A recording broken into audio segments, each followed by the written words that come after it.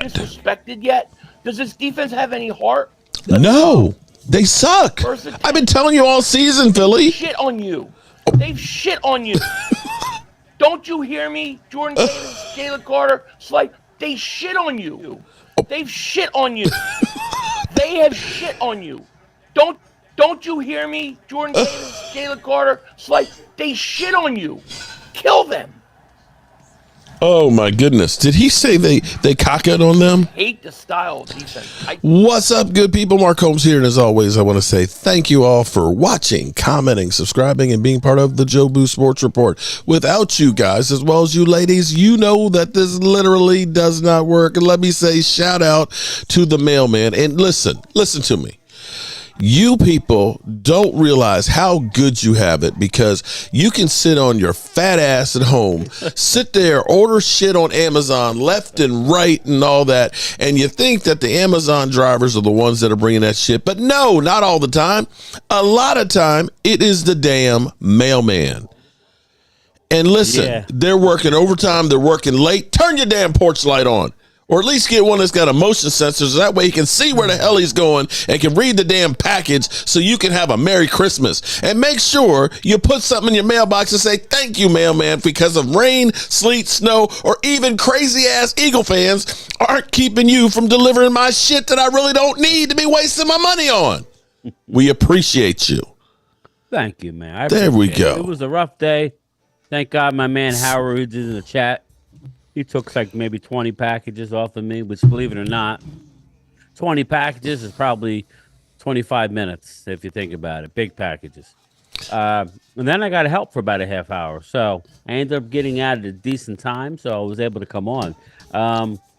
Mark, we need to get right into it. Okay, let me just say to Jeff Lee, man, I'm sorry to hear that you're disabled. You'd rather be working. And Pamela Savage, I am going out to FedEx Field, the toxic waste dump, to do a video tomorrow about the tailgate. So I know I've been slow at getting my shit together, but I'm going to get it together tomorrow. I'm going to do it. So shout out to Pamela and Queen Bella and all of the lovely ladies. Holly Pierce in the place. I am so lucky, so loved. So you want to get into it already? Uh-oh. Well, I want to know, ladies and gentlemen, if Dan Orlovsky is no, hold on. It's not Orlovsky. It's Dan, you're lousy. Dan, you're lousy. Like That's his new name. Do not, it's kind of like saying injured. It's medical malfunction. Okay. All right. So Dan, you're lousy. He's got to be on crack. I don't understand it. I don't understand. Like Philly 500. Yeah. I'm going to give you an interesting take right now. I'm going to give you an interesting take right now. Would you believe that Tommy DeVito, over the course of the last 5 games, the first one he didn't start, he played against the Raiders, and they got blown out like 31-6. But over those 5 games, he's had 8 TDs and 3 interceptions. Averaged 171 yards and a 100.28 rating. Now, over 4 games, the last 4 games for Josh Allen, he's had 7 TDs and 5 interceptions and 2 fumbles. Now, he's got 256 yards and an 80 rating. So you're looking at Tommy DeVito having better numbers than Josh freaking Allen. And for Dan Orlovsky to say, oh, if he wins, wait a minute, hold on, let me back it up. He said he is like the second or third guy for MVP. What people? What the hell? People are going to start. What, his mom and dad? No, nobody. His mom and dad? Is that it? I'm like, what are you talking about? What about Lamar Jackson? I mean, Pat Mahomes I would take because Pat Mahomes doesn't really have receivers that can hold on to the damn ball. Dak Prescott. Justin Herbert, remember they were saying he was like, Herbert? that was this morning too when he was like, guys that are game changers. Justin Herbert, what the hell? Are you serious? Nobody's saying he's not a young up-and-coming guy, but stop putting him in the same breath as Jalen Hurts or Dak Prescott or whoever. These, like upper echelon guys. Stop it. Yeah. Stop it. Here it is, Justin Herbert before going out. He's Carson Wentz. without the MVP run that Carson had. Well, you got Dak Attack kind of saying that maybe this is tribalism, so to speak. What does that mean? Talk to me. Racism? That's another word for it. Well, I don't know. To literally say, I'm just trying to think. Okay, if you say that right now he's second or third, so who are you saying is ahead of him? You're saying one guy's ahead of him? Well, I just don't. Who's the one guy? I mean, Lamar Jackson's got to be there. Dak Prescott's got. Brock Purdy's got to be there. Hell, Tyreek Hill. I will even say that our kicker should be higher than Josh Allen.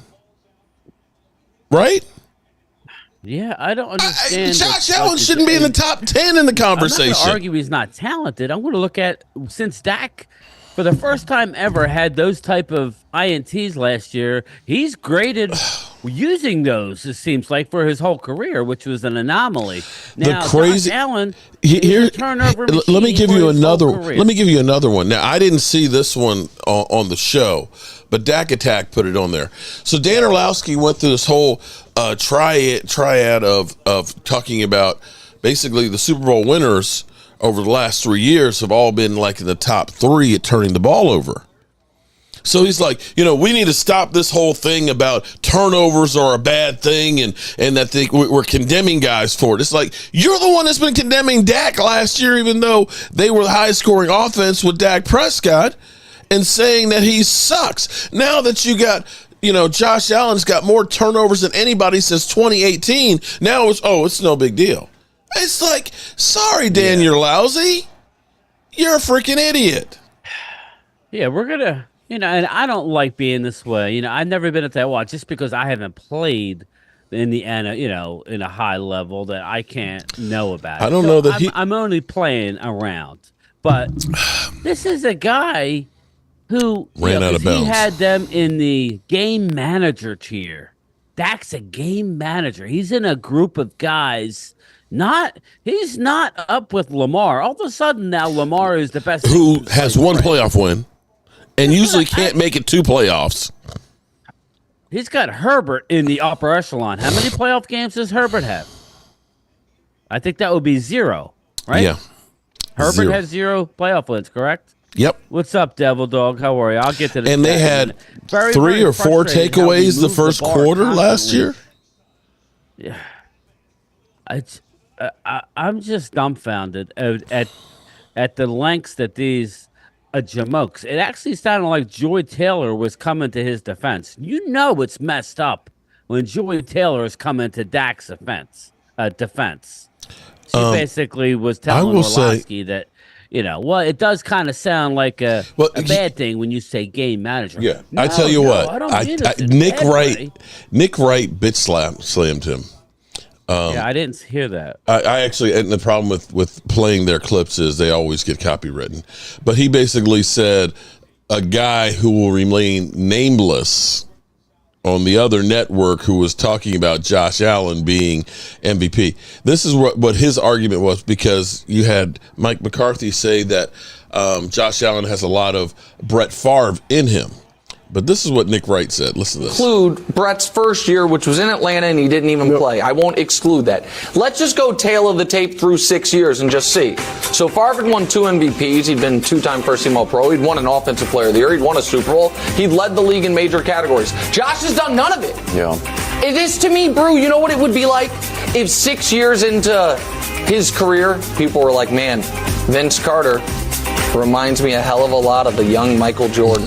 Well, okay, the highlights are similar. Yeah, and it would have been ludicrous because it is being stylistically the same is not the same. And by the way, in year 7 for Favre, he went to another Super Bowl, won another league MVP, led the league in touchdowns again. Like, I bet that surprised people. Josh Allen's never led the league in passing touchdowns. He's never led the league in passing yards. He's never led the league in passer rating. He's never been a first-team All-Pro. We know he's never been an MVP. He's been to one conference championship game, never been to a Super Bowl, and we're comparing Brett Favre, who threw by the end of year 6 already was a Hall of Famer. But when I say it, I'm right. So I've always said he's the most overrated quarterback out there. I'm not saying that he's not good, but they have him up there like he's God. Yeah, And I'm that's like, my thing. I don't know. What's up, Devil Dog, JoJo, Twiz? Twiz does say Dak don't suck, but he has a propensity to come up short. Going deep in the playoffs can change my mind about him, and that's fair. But again, I'm going to fall back on the whole team game thing, but that is fair. I won't necessarily agree because he does have 2 playoff wins. He's 2-4 in the playoffs. yeah. But that's fair. Which is more than Lamar Jackson, which is more than Justin Herbert. I know, but I'm just going to just leave it as it's fair. I don't agree with it, but from an Eagle fan's perspective, okay, that's good. I just don't. It just like this constant moving the bar when it comes to Dak. Now, we had gotten into it earlier in the season. You kept bringing up Dak and Dak. What's up, Ward family? And look. I mean, the proof is in the pudding. Kellen Moore is gone. Okay, everybody wanted to say, "Oh, Kellen Moore made Dak great." One that brought Dak. He's the one. Ever since Kellen Moore came in the picture, Dak exploded. So we have to thank Kellen. Kellen's gone. And what's he doing for Herbert? Everybody's he's regressed. They are like literally like the offense is like, blah. I've got Charger fans that were saying, you were right. We didn't know. Well, we didn't know. Got another thing I want to say, because where I live, it's all Eagleville, okay? They think McCarthy is dumb and is a horrible head coach. They don't give him credit for the Super Bowl. I mean, I know people who are diehard Eagle fans who think Mike McCarthy is a horrible head coach. So what are you telling me then? So if you think Mike McCarthy is a horrible coach, then Dak Prescott is incredible. And how are we putting up numbers? Dak is 22 TDs to 2 INTs over this run here. 23 actually, but it's friggin' insane. He's on a heater, as we like to say. Here's another one that's interesting for you that I found. I actually, it's nice being here because I go to my workshop. I glue up some doors and some butcher blocks and stuff. Then I come back down here and stuff, and I just sit here and I do research. And I started thinking about the 40 burgers that the Cowboys have put up this year, and they put up 5. Do you know the most amount of 40 burgers in a season is 6? There's 5 teams that have 6. Now, the Cowboys have 2. 5. 21, they had 5 of them. And this year they already have 5. If they get one more, they will tie, like Drew Brees has 2 years where they had 40 burgers at 6. It will tie that record. If they happen to get 2, just kind of like Deron Bland, they will own that. Now, people always say, well, the Cowboys, they just beat up on bad teams. Well, how come everybody's not then just beating up on bad teams? So you're going to get mad at me for putting on a 40 burger twice against the Giants. Let's see if the Eagles do that. And I will say, I watched a little bit of Cop Pizzle. I've got a headache now. But he's excited about, the possibility of screwing the Eagles season. And as I pointed out, I think the Giants don't like Daniel Jones. That team has responded completely different with Tommy DeVito. That team, they were talking about getting rid of the coach and how, Saquon was, that everything was bad. It ain't like they got a whole bunch of new talent to add with Tommy DeVito. Yeah. Dude has got 8 TDs and 3 interceptions. Cutlets.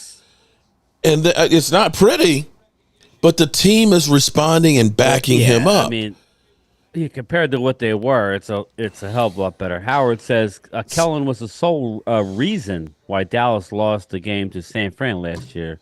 Held Dak back towards the end of the year. Dak is playing more freely this year. That's coming from an Eagle fan, so appreciate you, Howard. There you go, vibrating higher. No one ever mentions how the Eagles struggle against teams that we crushed, like the Commanders. Yeah, we dominated Commanders. They had to go to overtime to beat them, and in a shootout in the fourth quarter in the other one. Did you happen to see? And I did talk to Kyle Pizzle this week. We had a little text back and forth, but I'm actually happy for the Giants. Had nothing to do with the Eagles, just because of Rashid. Rashid and all that. It's nice to see. And the Eagles, taking a downturn. Yeah. Which I kind of been saying all year that their defense has not looked good, but they've been winning. So a lot of the local Eagle fans are like, oh yeah, but we're 10-1. Well, like we're 10-2. Well, like we're 10-3. And they won a lot of close games, but their defense has been leaking oil for a while. But did you? I don't know if you know the channel, Jacob Sports. Do you ever watch any of their YouTube stuff? No. I mean, I watch Philly 500, but that's about it. It's a local sports network now. A lot of the TV personalities are ex-Eagles. It's a YouTube channel, but it's really good content. So I was listening to Dan Saleo. He's an ex-football player. He's a few years older than me, probably around your age. He was drafted by the Bucks. Anyway, he has a show. He had Warren Moon on, and then followed by Warren Moon, he brought on Philly 500. I'll have to send you that clip because I was watching it. Do you know that Philly 500 is seriously worried? Seriously worried. Oh, he is big time. I've talked to him. And the reason for it, Mark, is 100% true. These guys are more piped in. Philly's piped in more than we would know. And it all goes back to the Howie Roseman.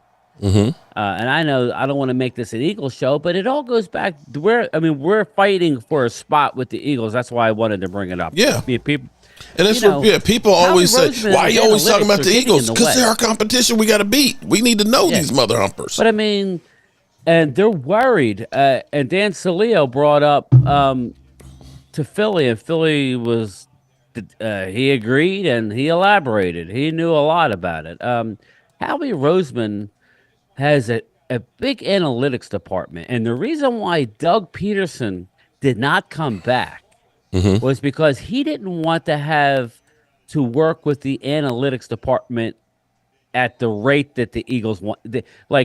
Literally, the analytics department is helping with the game plan, people. Wow.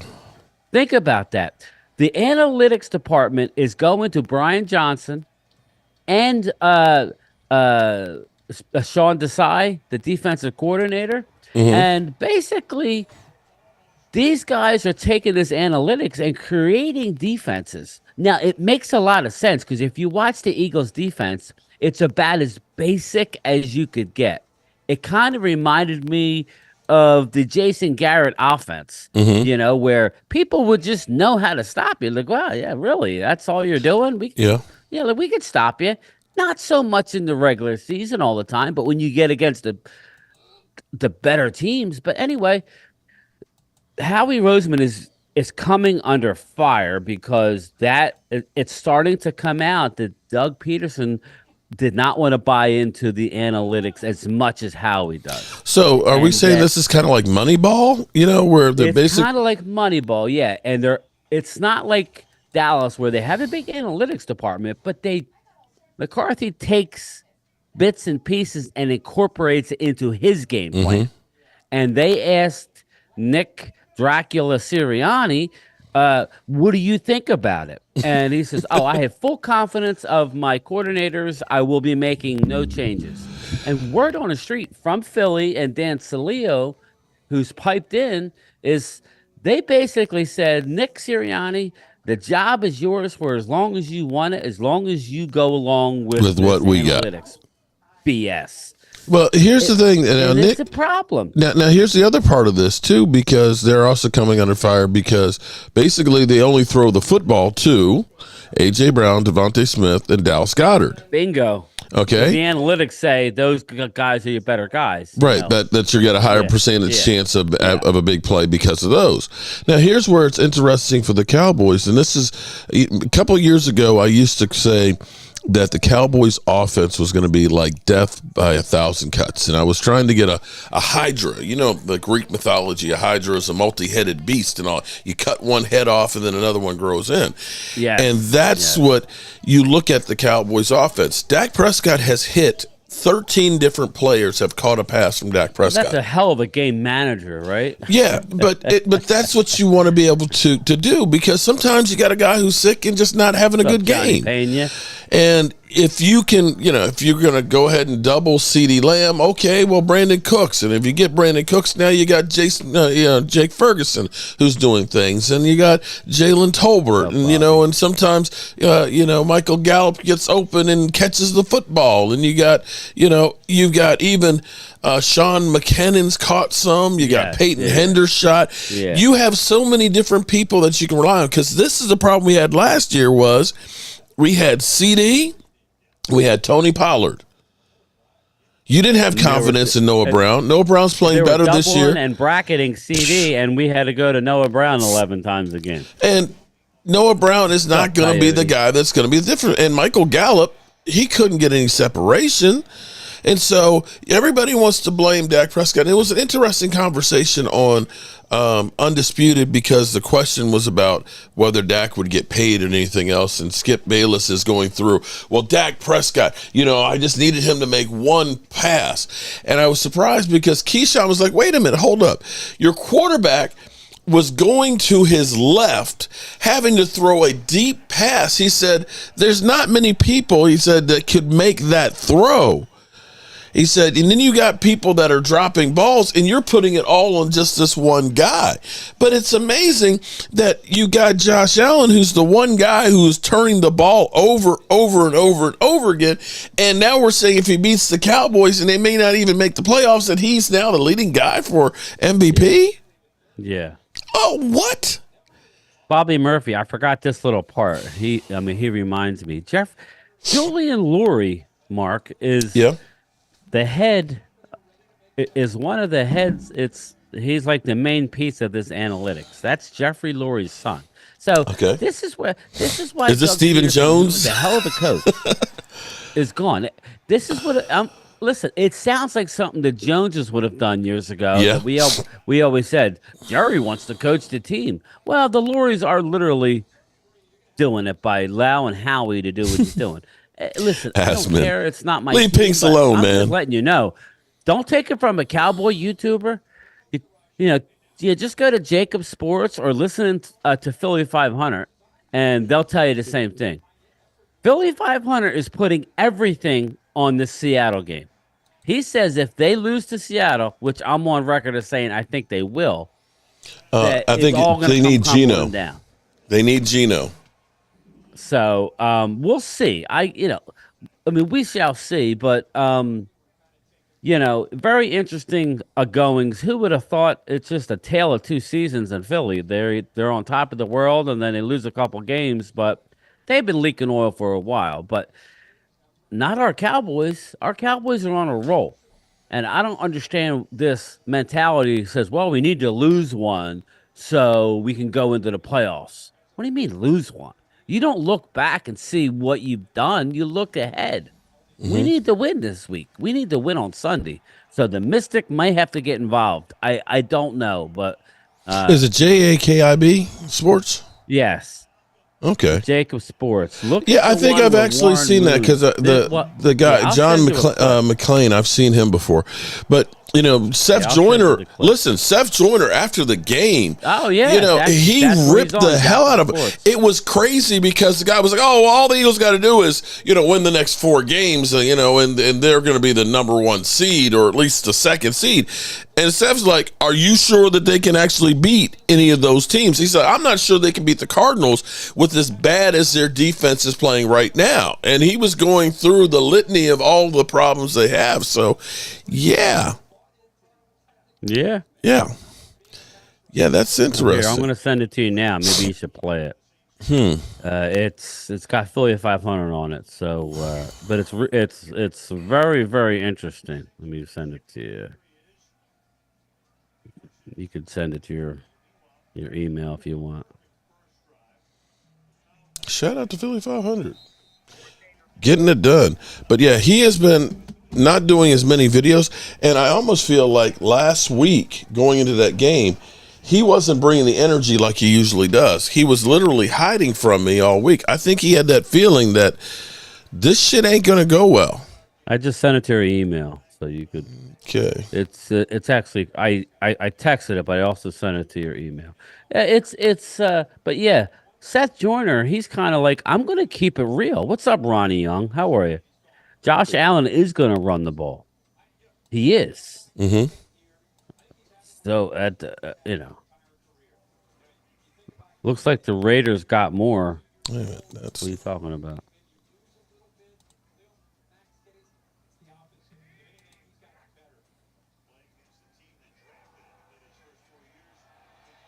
But yeah, Josh Allen's going to turn the ball over. Yeah, that's what we do got. all those guys have in common? Like we started the show. Okay, I gotta all hear. Those guys have great coordinators. Oh, and that's the funny thing. Get this. All these. Oh. Dak has Mike McCarthy, who's calling the he best played football pro of his football, life. believe it or not. Yeah. Purdy's got Kyle. Lamar's got the new coordinator in Baltimore. We got Holmes idiots. is Andy Reid. Mm-hmm. I'm telling you, it's bad. Brian Johnson.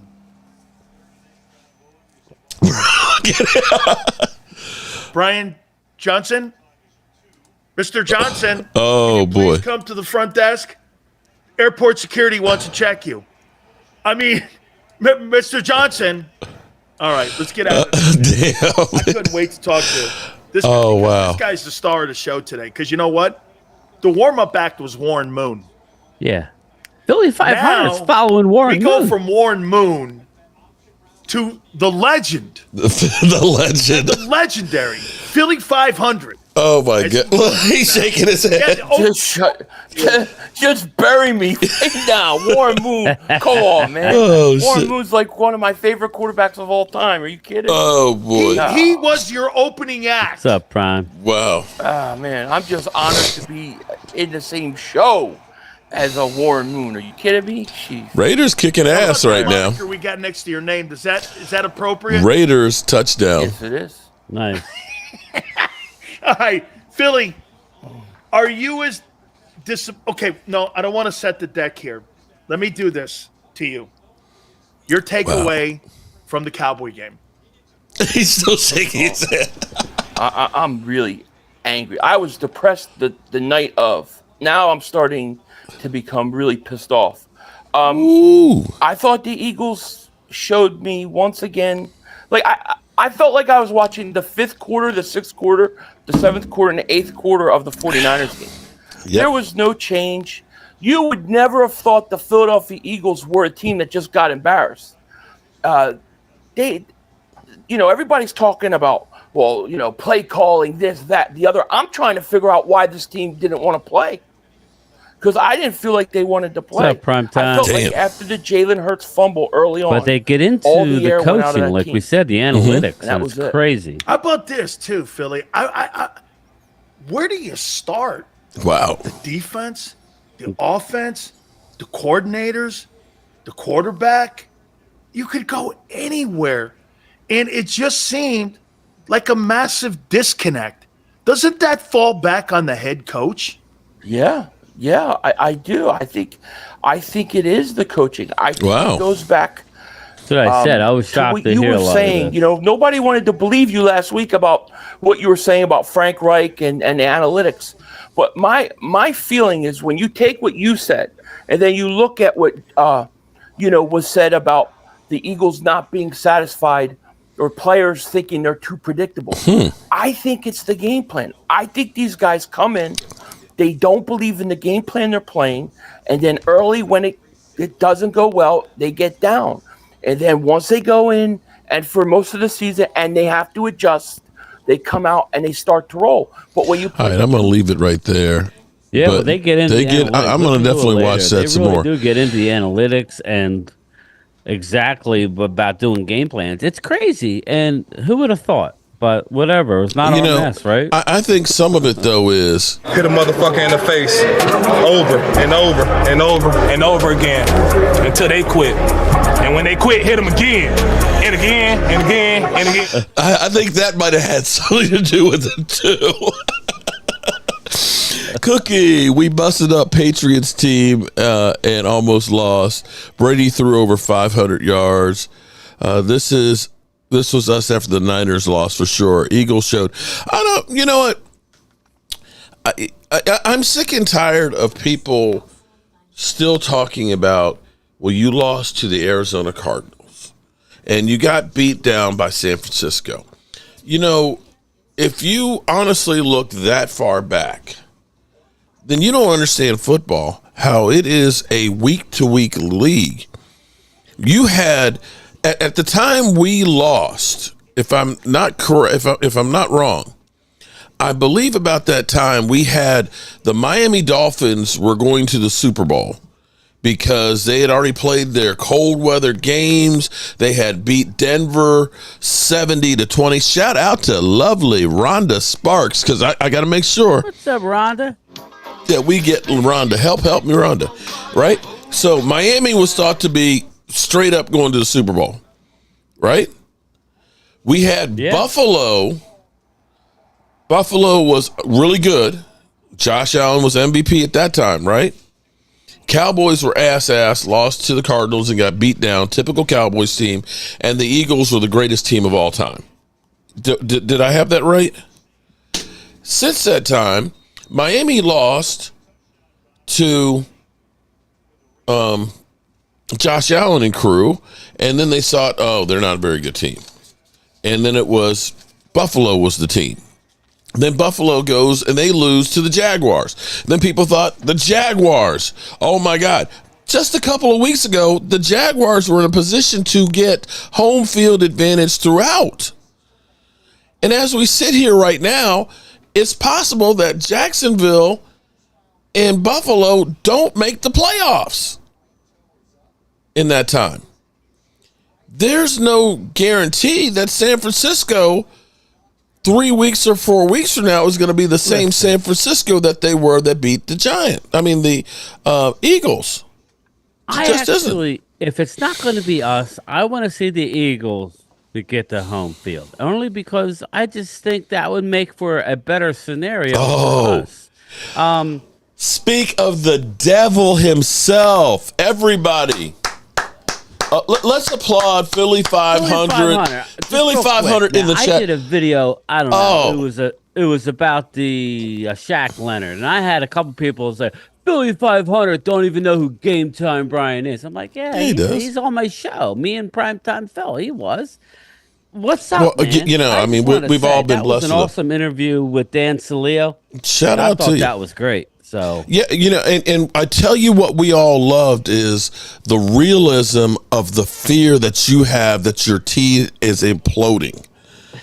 Okay, you know, we all know that that's an act. We know that you were just doing that extra drama. You don't really believe that your team is in trouble, so you win the Oscar. Or was that shit real, Philly? Was it real, son? He was keeping it real on that show. You know, he's got to do what he's got to do, but. All I'll say is, as you know, I don't know if anybody's aware, but the NovaCare Center is kind of like the Star. You know, every Monday morning, there's somebody standing outside the NovaCare, like they did it a couple weeks ago, and it's usually fans and all the players and the coaches are driving in, and they hold up a sign. You need to run the ball, Sirianni. You need to run the ball. And he sent him out some coffee. To fire Brian Johnson or fire Sean Desai. What they need to do is fire Julian Lurie and the analytics department and let the freaking coaches coach. I didn't know they had a Stephen Jones, man. I didn't know that. What's that? That they had a Stephen Jones in Philly. It sounds like they got a cat. Well, I don't know, but there's a lot going on there. There's a lot, and. But see, here's the thing. It's amazing to me. They've gone from top of the world. Now, I still think they have the inside track. They do. But, you know, it just makes you wonder what Howie Roseman is thinking, man. I don't understand. Sometimes you take hang on for 1 second. Hold on. 49er fan, one statement. Don't ever say to me, you know your place, okay? Okay, I don't work for the 49ers. When you say something like that, I'm an older black person. Know your place has kind of got a racial connotation to it. Who Okay. said know your place? A 49er fan. You work for the 49ers. Know your place. No, don't say things like that, okay? Again, I am old. Oh, wait. We're being blessed by Philly 500 calling me even. Hello? Yo, how you doing, Philly? He is the man, the myth. What's that? He's killing it. He's killing it. Philly, you sound like you're worried, buddy. Worried? Did you see the response we had last week? The response, you mean getting your ass kicked by us? Did you see the way we played versus Dallas when we just got killed by San Fran? Yeah, like shit. Well, why would I be worried? Okay. No, seriously, you are worried? I mean, you got the Giants. You got Cop Pizzle. No, I'm not worried about that. Okay. Are you worried about Seattle? I'm worried about this team, like the coaches losing the locker room. Mm-hmm. Yeah, I definitely. think Daytime Brian's 100% correct. The analytics department is a problem. It's been a problem, even in the draft. You know, Mm-hmm. the analytics is why we drafted Rager, not Justin Jefferson. So Okay. this is a problem, and I think. Yeah, I didn't know that, but I believe him. Against Seattle, it's over. Okay. Hang on for 1 second. Let me get you on the get my Bluetooth. Yeah, I didn't know that, Philly, but I believe it. And I live close to the NovaCare facility, and there's a lot of Sirianni is. Yeah, I was turning on my Sirianni is an issue. He needs Bluetooth, to I open think, his a mouth and say broadcaster. he So wants to take see if we can get you actually on the system. But the thing that kind of surprised me is everything that worked last year with Howie Roseman doesn't seem to work this year. From Miles Jack, you sign him, he retires. You get Julio Jones. Julio, has he really done it? I think he had one zone guy. he had one good game. Yeah, but those are like in the season moves. I don't. Those don't concern me. I think they made a mistake with T.J. Edwards. Mm-hmm. For the amount of money he got in Chicago and the way he's playing, that was a big mistake. But this team has a problem going back to the Andy Reid days of not valuing the linebacking position enough. Yeah, that is your big hole. That your cornerbacks are getting exposed. Linebacker, Philly, if you ask me, they should have kept the guy that New England is signed and let Morrow go. I think Morrow is just not Morrow good. stinks. Yeah. Yeah, he's not- I he's think not- they should have kept the other guy, Ellis. I think his name Yeah. was. They they trust thought him, but I thought he had way more. Howie thought. Yeah, well, Howie thought that he was gonna get through waivers. He didn't realize that all these teams are watching him play, especially special teams. He's a special teams standout. Yeah. And I don't know why he tried to pull that one over. That was John Ridgway for us last year, where we had a good defensive lineman, John Ridgway, and they thought they were cute to try and save somebody else. Nobody's going to pick up John Ridgway, and boom, here come the Commanders. Oh, yeah. I mean, listen, if you notice one thing about the Eagles this year, they come out and they constantly try to throw. Mm-hmm. And they try to throw. And then they go into halftime and make adjustments, and they come back and they look like a completely different team, and everybody goes, oh, well, why did the Eagles keep coming back? They keep coming back. Well, the reasons they're coming back is because in the second half, when you go to the locker room and you have to make adjustments with, what's going on in game, analytics can't really play a part in that. So now your coaches actually have to coach and adjust and make game plans. And I think what you're seeing is when they make the adjustments, they're much better. But in that opening half, they're coming in with a very heavy analytics game plan. That's not worth that's shit. Scary, man, because I just analytics has a part. Mm-hmm. But it shouldn't be involved in the game plan. It should go over the coach. This is where I call Sirianni under the carpet, because he needs to step up. Because am I wrong, Philly? Did he not just say there will be no changes and he has full confidence in his coordinator? Yep. Did he just say that this week? He sure did. He did just say that. So And you know why? what he should He's now gotta listen. be like I don't that. care what you say. in a why press does he have to conference. I say get that? it. It's the Philly media. Well, you gotta can't- say you- what you got to say. you might but make behind changes, closed but yeah. doors, you need to say no. Just like what happened in Dallas when Dan Quinn, and that's the word that I'm hearing, is Dan Quinn basically said, Mike McCarthy, this is the offense you're going to run.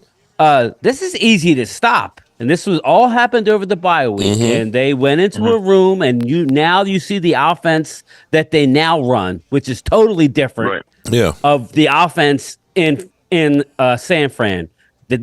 So Right. that's what Nick Sirianni needs to do. He has the He leverage. They're not going to fire but Nick here's the Sirianni, thing, though. even if, he No, has all the They leverage. might fire. No.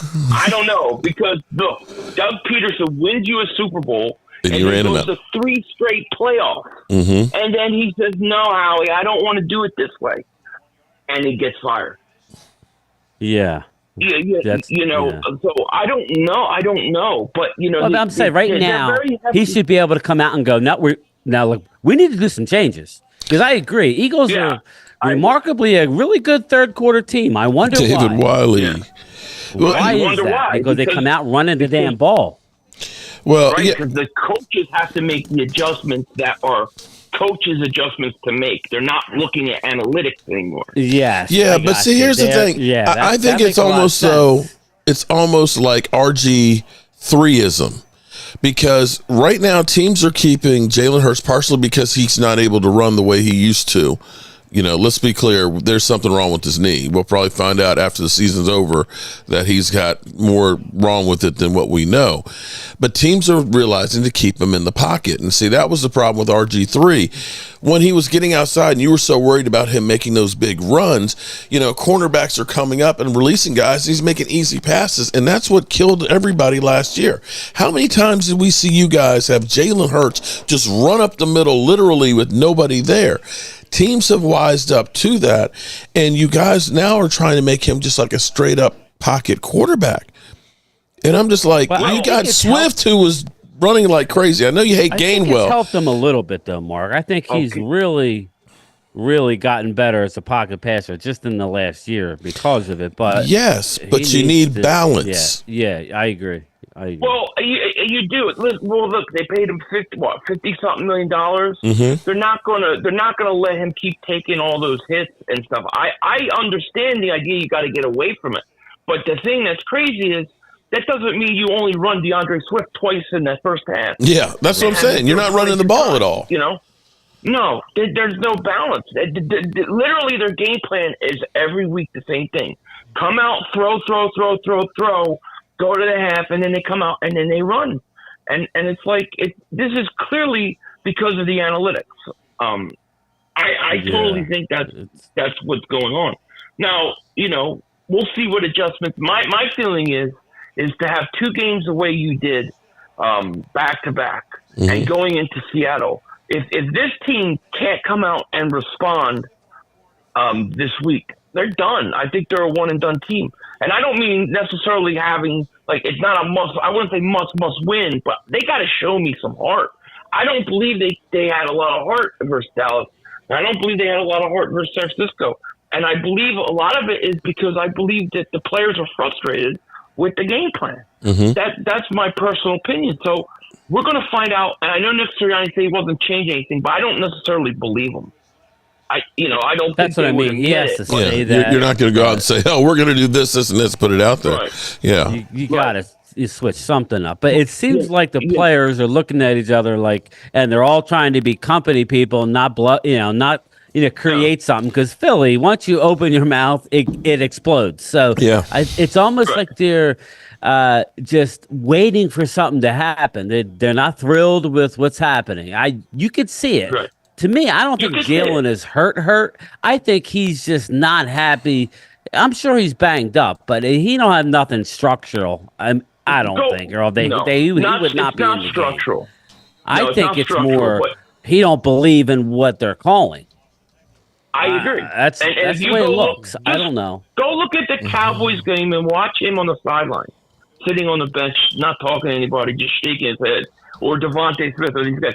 I think that these guys are struggling with the game plan. And and my hope is that they go to the coaching staff and they talk to about it and they fix it, because I still believe that this team is dangerous. I still believe this team can go back to the Super Bowl, and I still believe that everything is still in front of them. But you can't come in, you can't let San Francisco bitch slap you like they did and not respond, and then come out versus Dallas and let Dallas push you around the field and do nothing. You know, there was no fight in this team. To me, that's what bothers me more than anything. It's just, you can tell just by the way they carry themselves, the demeanor, the way the players are, you just can see it. So to me, I think there's a frustration with that every week this team has to go into the halftime down 10 and having to come back. It grates on you after a while. Shout out to Dirty Sanchez. And on I Super was Chat. telling Mark before you hopped on, I said, I think it kind of got swept or unnoticed because a lot of the fans, all my friends are like, well, okay, we're 5-1. Like, we're 6-1. Right. This has been going on for a while. Yeah. So it's like, we're 7-1. Well, we're 8-1. Right. Well, we're 9-1. Yeah. You know what I mean? And it's like they were looking at the wins, and I'm saying, yeah, but look at the defense. Look at what's going on. It's going to catch up to you eventually. Nowadays, it's 10-1. And now all of a sudden it's a big deal because you lost a couple games. This has been there for a while. Winning cures all. That's the bottom line. Well, and I think it was because Jalen Hurts. Let's face it, Jalen Hurts has how many game-winning drives this year? I mean, I think he's like saved their bacon a lot this year. We're not year. 10. We're not. We don't have 10 wins without Jalen Hurts. That's what I mean. So it's like, and if you look at it, he's doing all his damage in the second half. Some of the issues. They're getting nothing. You know how many games we go into halftime down 10? It's like every week you're down 10. You've had what, 5 or 6 double-digit comebacks this year? Yeah. It's like every week. So it's like at some point you have to make adjustments, but it's like as long as they win, it masks everything. And I think, I would have thought they would have made more of a change after that 49ers game, and they didn't. So to me, I feel like if this team doesn't come out and put full effort out this week versus Seattle, and like if they lose a really hard-fought close game by 3, okay, that's one thing. But if they come out, in my opinion, lackluster, then I think the coaches lost the locker room. I don't think they're responding to them anymore. And I think that's bad. That's big trouble for us, if I'm just keeping it real. Well, let me ask you this. Okay, now we've gone through Eagles issues and stuff. And I know that you have a hard time saying anything good about the Cowboys, but honestly, I hate the Cowboys. I know you hate the Cowboys. I hate the Eagles, but I can admit that Jalen Hurts is a lot better quarterback than I thought he was going to be, and that you guys are a good team. Have the Cowboys convinced you that they are a different team than when they lost to San Francisco? From what the point they're playing much better football than when they lost San Francisco. Okay. I think Dallas is a very good team.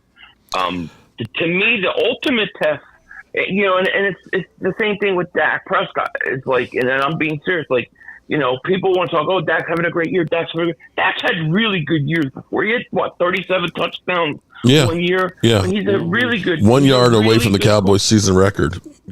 Yeah, he's a great quarterback during the regular season. He is.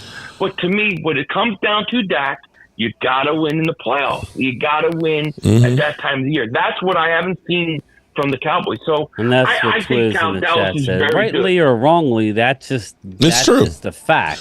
He's 2-4 in the playoffs, hasn't gone on an extended run.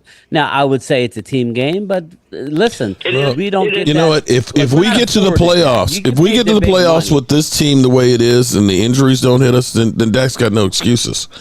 But I do have some bad news for you, Philly 500. In need of some positive news after 4 straight losses, the Seattle Seahawks got some Thursday of Pete Carroll saying Geno Smith feels really good and tries to return this week from his groin injury. Of course he feels good. I mean, I wouldn't expect it any other way. It's just like, I'm ready to roll. He's like, hey, I got the Eagles defense, man. I feel great. That defense is fundamentally flawed. That's not going to get fixed this year, but the offense and running the ball could help that. Right. The offense has to carry the load. The defense, the one thing the defense can do better is they can get back to stopping the run. They were really good at stopping the run most of the season, and the last 3 weeks have not been good. That's what has amazed me was that the last couple of weeks that people are running on your big vaulted defensive line. I'm like, wait a minute. A lot of people think that that Carter and Davis might have hit a wall.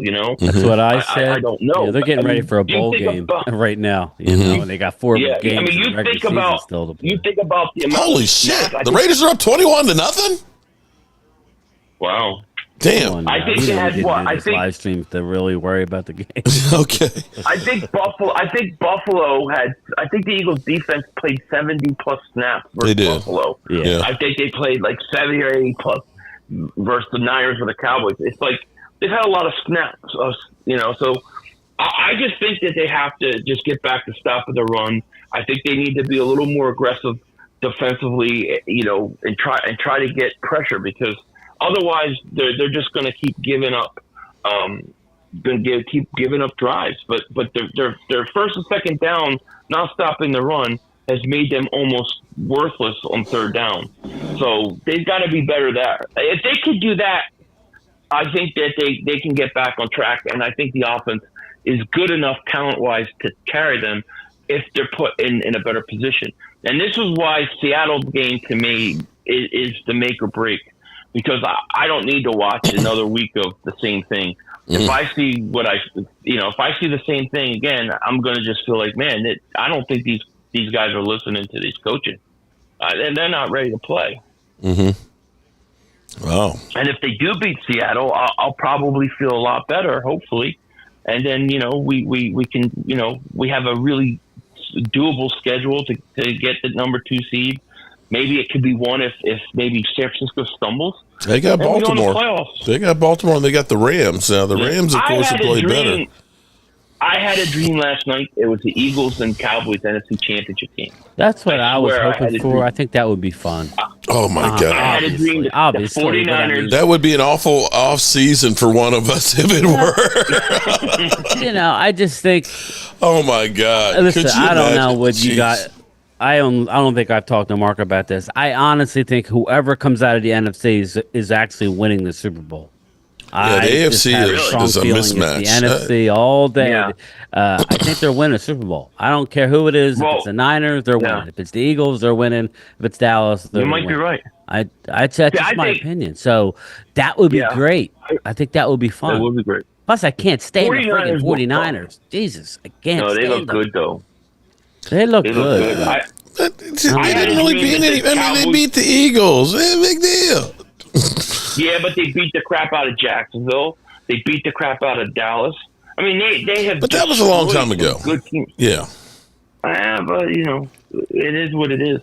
I know. Listen, what we see right now in 2 weeks could be totally different. That's what I keep saying. Such a week-to-week league, Mm-hmm. I think, like, if you look at the Eagles and Cowboys, if they met, I think the team that has the home field is going to win the game because I think that's such a big advantage for both those teams.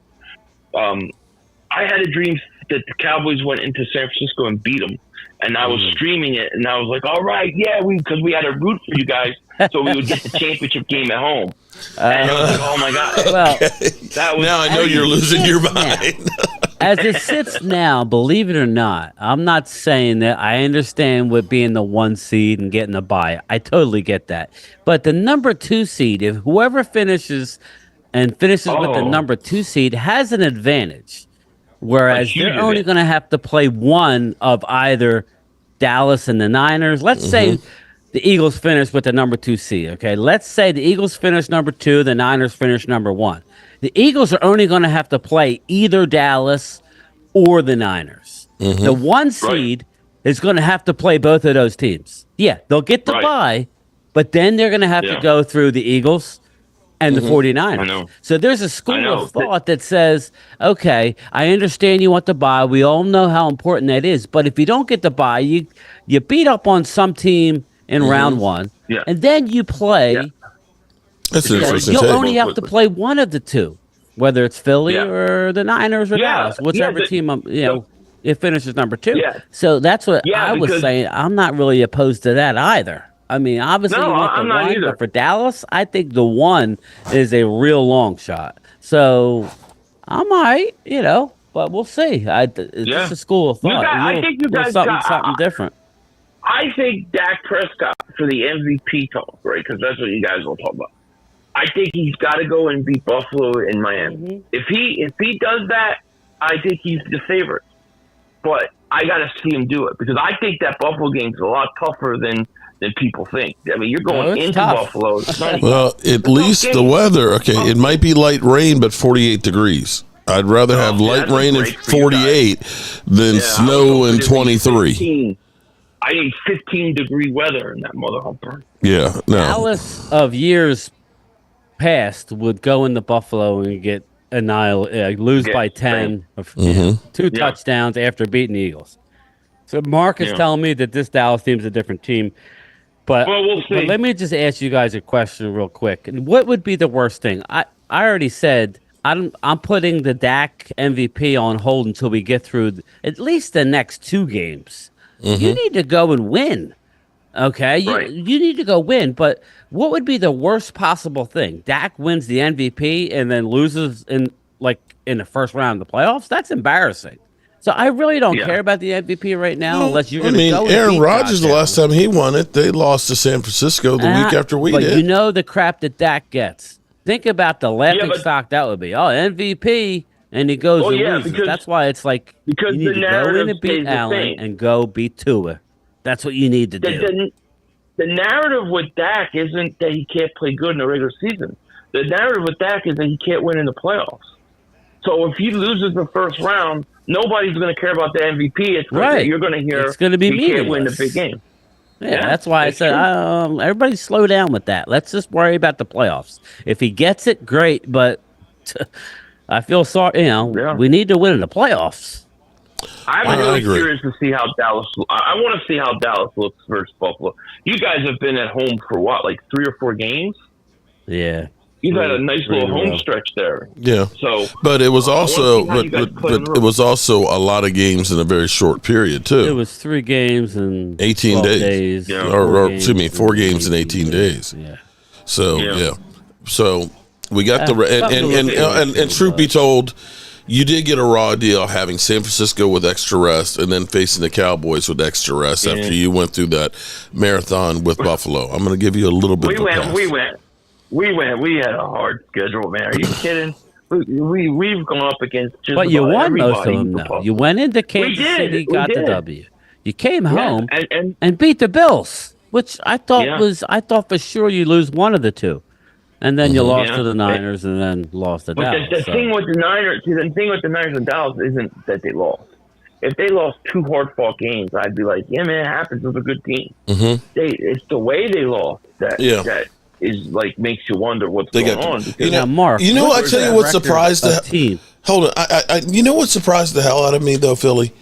At the end of the game with us, you still had 3 timeouts left in like a minute 50. And it was just like, we just want to get the fuck out of here. Y'all didn't even take it, didn't even try. It was like you finally just said uncle. And I was like, wait a minute. Yeah. I don't know that I've ever seen a team going down without even trying to at least get Pat to score or something. Just look at Fletcher Yeah. Cox. He was exhausted.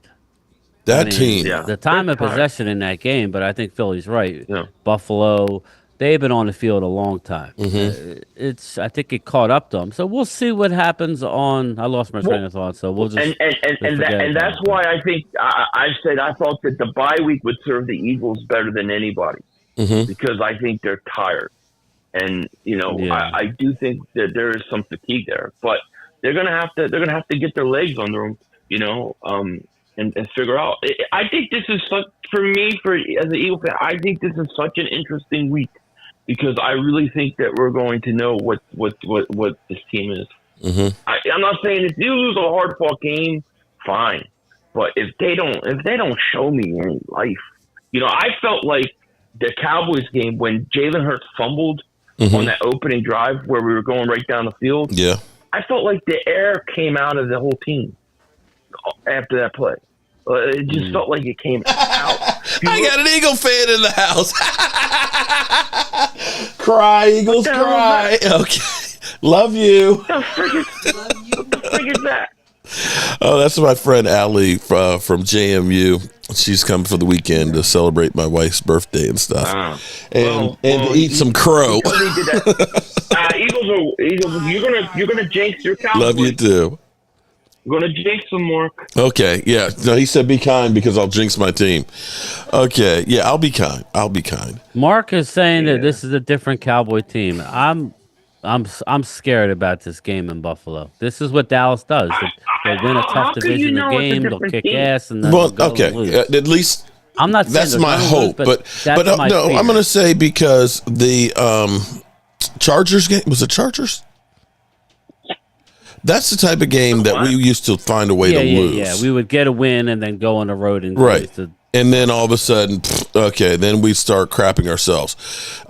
I feel like these guys are really, really focused. And the thing is like I was talking to you about the Cowboys offense, we're not relying on Dak. But weapons-wise, we are spreading the ball around, and we've got guys that are just literally coming out of the woodwork that you're not expecting. We didn't draft Schoonmaker because we thought Jake Ferguson was going to be playing like this. Right. We drafted him because we were looking and saying we need a tight end. And all of a sudden right now you got Jake Ferguson probably playing as good or better than Dallas Goedert, which I can't believe I'm even saying that. But at the present time, he really is. Goddard just came back from injury. I get it. But yardage per game, Jake Ferguson, 2 more yards. He's got 5 TDs to Dallas Goedert's 2. Come on, man. I'm just okay. But okay, look at your team. You're basically going to Goddard, AJ Brown, and Devontae Smith. You know what? Dak Prescott is spreading the ball all over. We've got 13 guys on the team that have caught passes. I get that. And that's where you look at this and say, you can try and stop CD, you can try and stop Brandon Cooks, but then you got Ferguson, and then you got other guys that are in the mix. And that doesn't even count Tony Pollard.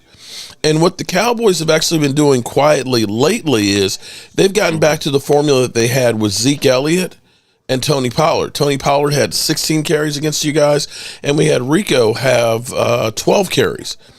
And it's running back by committee, but we averaged like 4.2 yards a carry, which doesn't sound great. But to run against you guys, I give you respect. Jordan Davis and Jalen Carter are 2 grown-ass men, and along with old man Fletcher Cox. I couldn't believe that we were even trying to run the ball up the middle on you guys. And so that's getting back to being able to run the football and play action and do all these different things. And Dak is playing out of his mind right now. Dak's playing good football. I'm not going to tell you he's playing good, but like I said, you guys, this is where the Dallas Cowboys choke season usually begins. Sometime right around December, and we're into the playoffs. Okay. And until I see, listen, if you go and beat Buffalo handedly, you go and beat Miami, I might start to think, Dallas may be tougher, in the playoffs this year than I think. But I got to see what you guys do on the road. You guys are really good at home, and you what 14-game winning streak, 15 games. 15 games. Yeah, I mean, you win at home. Something we never did before. We used to be better on the road than at home. Listen, you have killed us since 2017 at home. If you look at the scores of us playing you guys in Dallas, they're blowouts. So for whatever reason, you guys played better at home. I want to see what you look like on the grass. Let's see what you look like outside in the cold. I get it. Yeah. Let me see that. I'm actually looking forward to it because I think this is where if they do come out of this, if they do get through this and win, then that only makes you stronger. Meaning Dallas. Then Dallas is like, oh man, we can win anywhere. Right now, we can win at home and we got a chance on the road. But I would say, I agree with that. That's fair. If you beat both those teams, I'm going to say, well, that's not something Dallas typically does this time of year, where they go on the road like that. So that would change my opinion. But I mean, right now, I think Dallas is a very good team. Oh my God! Let me. I can't believe you actually said that. Oh, I've said that many times. When I'm not busting balls, I say, yeah, they're a good team. But are they a December, January team? That's what I don't think you guys. I still don't believe you guys. Well, I will say we're a much better team without Kellen Moore. A hell of a lot better team without Kellen Moore. So that alone, that all unfolded, huh? Now all of a sudden he stinks. Mike McCarthy he always stunk. That's crazy. He always we knew he stunk. It was the pundits out there that kept saying he's great. The Dan Orlovskys that says that Dak's a great game manager and that Justin It's Herbert Dan, you're lousy. The upper tier, and Jesus Christ, this season this playoffs can't get here fast enough for me. We need to just start proving people wrong. If not, then we got to eat the crow. But I don't know. I'm with Mark. I think we have a good. This is a different year. All right, we'll see. Yeah. I'm planning on the giant collapse. I'm drinking of eggnog, and I got my Mark Holmes clip stuff ready to go. I've got a lot of good ones for you, buddy. Oh man. Disrespected yet? Does this defense have any heart? No, they suck. I've been telling you all season, Philly. Shit on you. They've shit on you. Yeah. Don't that had to be the 49ers. Jalen Carter, like they shit on They you. shit on you. Shit And on it was you. hilarious because then was the next week Dak comes out with his whole shitting on. Yeah. Oh, like- yeah, with the colon. Oh my God! It was like that- Philly forecasted it. But it's all fun. idea. What I want everybody to know that Philly 500 is, if some shit happened, the Chargers are really sucking. Killing it, man, by the way. Philly 500, I have never actually met, but if he ever needed anybody to have his back, man, I'd go to the mat for this dude, man. I mean, seriously, this is my boy and stuff. Because you better not say nothing bad about Philly 500. Dude, I can't believe you were on after Warren Moon. That was impressive. That's big time. That crazy? That's I big loved time. it. I loved that. Dan Sileo. I was like, why are you having me on? I almost texted him like, dude, I'll come on another day with Warren Moon's going. Let him talk, Warren Moon's the man, and shit! I was I just love happened Warren to Moon. watch it. I'm like, wait, hold up. It was Warren Moon and Warren then Philly Moon's that 500. Philly? What? Damn, that was impressive. Well, I usually go on a show once every other week. Oh wow! Yeah, it was fun. It was a good. Yeah, I like. But I mean, it was nice seeing that side of conversation instead of all the crap talk. You guys were real, or at least you were real, and it was enlightening because I didn't really know all the ins and outs of what has really been going on. I've heard a little bit. I mean, the analytics is that much involved. It's been a problem. I mean, it was Crazy. a problem. It's been a problem in the draft too. You had scouting department fighting over drafting Justin Jefferson over Jalen Reagor, but the analytics told him Reagor. Wow. I don't want Justin Jefferson. He's ass. They might have been listening to you. Okay. No. I was just mad that they didn't get CeeDee Lamb. Oh, shit. I wanted them to trade up for CeeDee Lamb. I was just mad. I didn't really have anything against Jefferson. I was mad because of Lamb. I thought, why he's there for the taking, don't let Dallas get him.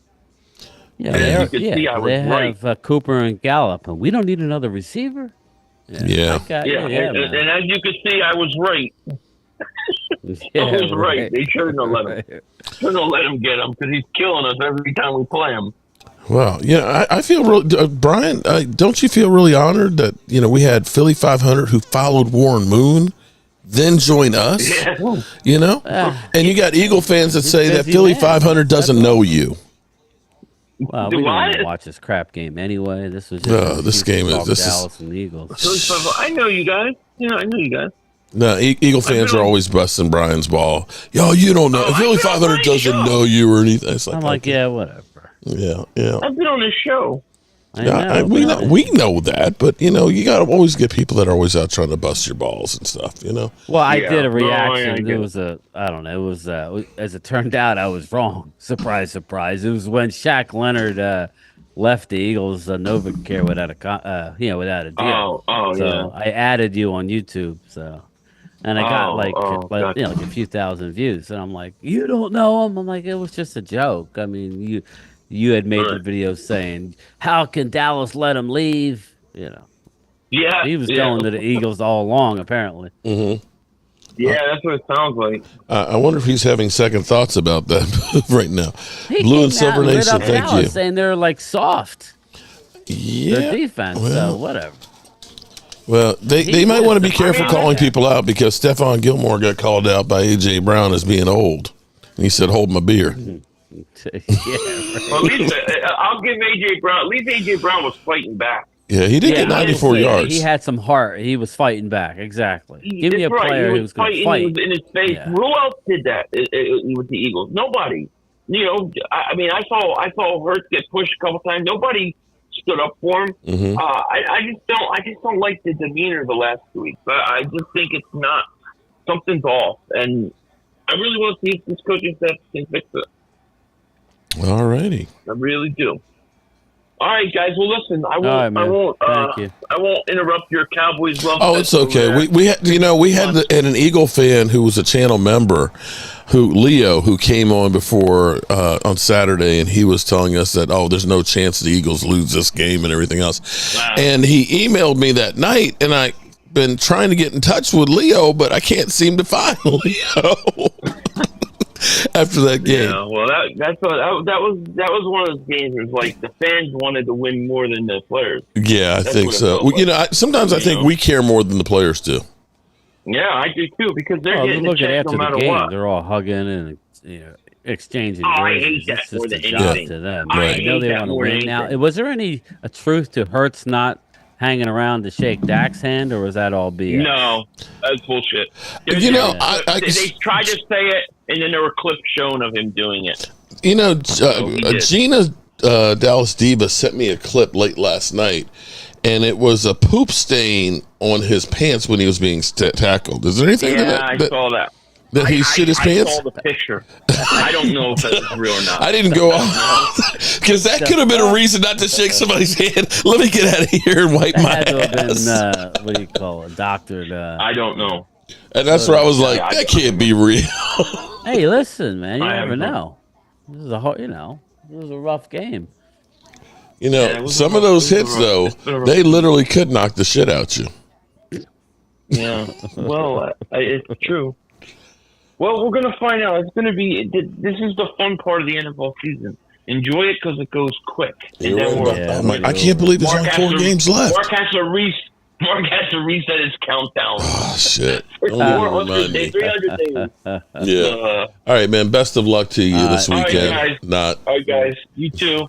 Yeah, well, I'll be watching both games, so we'll see. All right, peace out, man. Let me address 49er fan. Mark, tell your mods to stop timing me out. I was talking to Linda Cavaliers and said she doesn't care. Here's the thing, 49er fan. I know you guys have some issues, mental issues and things like that. I timed your ass out a couple of times because I want you to understand something. I am 58 years old. I know I don't look it. I know I look spry and young, but I'm an old ass fart. Okay? Most of the people in here are older people. Okay? You can disrespect my team and tell me my Cowboys suck and all that stuff, but don't disrespect the people in here. You understand? When you come in here and you say, know your place, don't do shit like that. You don't have to be here. It is a privilege to come into my house. Okay? So whether you're talking to Linda, who's an Eagle fan, or you're talking to somebody else, have a little bit of respect, okay? That's all I'm asking. I'm sorry to waste everybody's time having to tell people the rules, but come on, man. Let's treat people like people and human beings here, okay? Philly 500.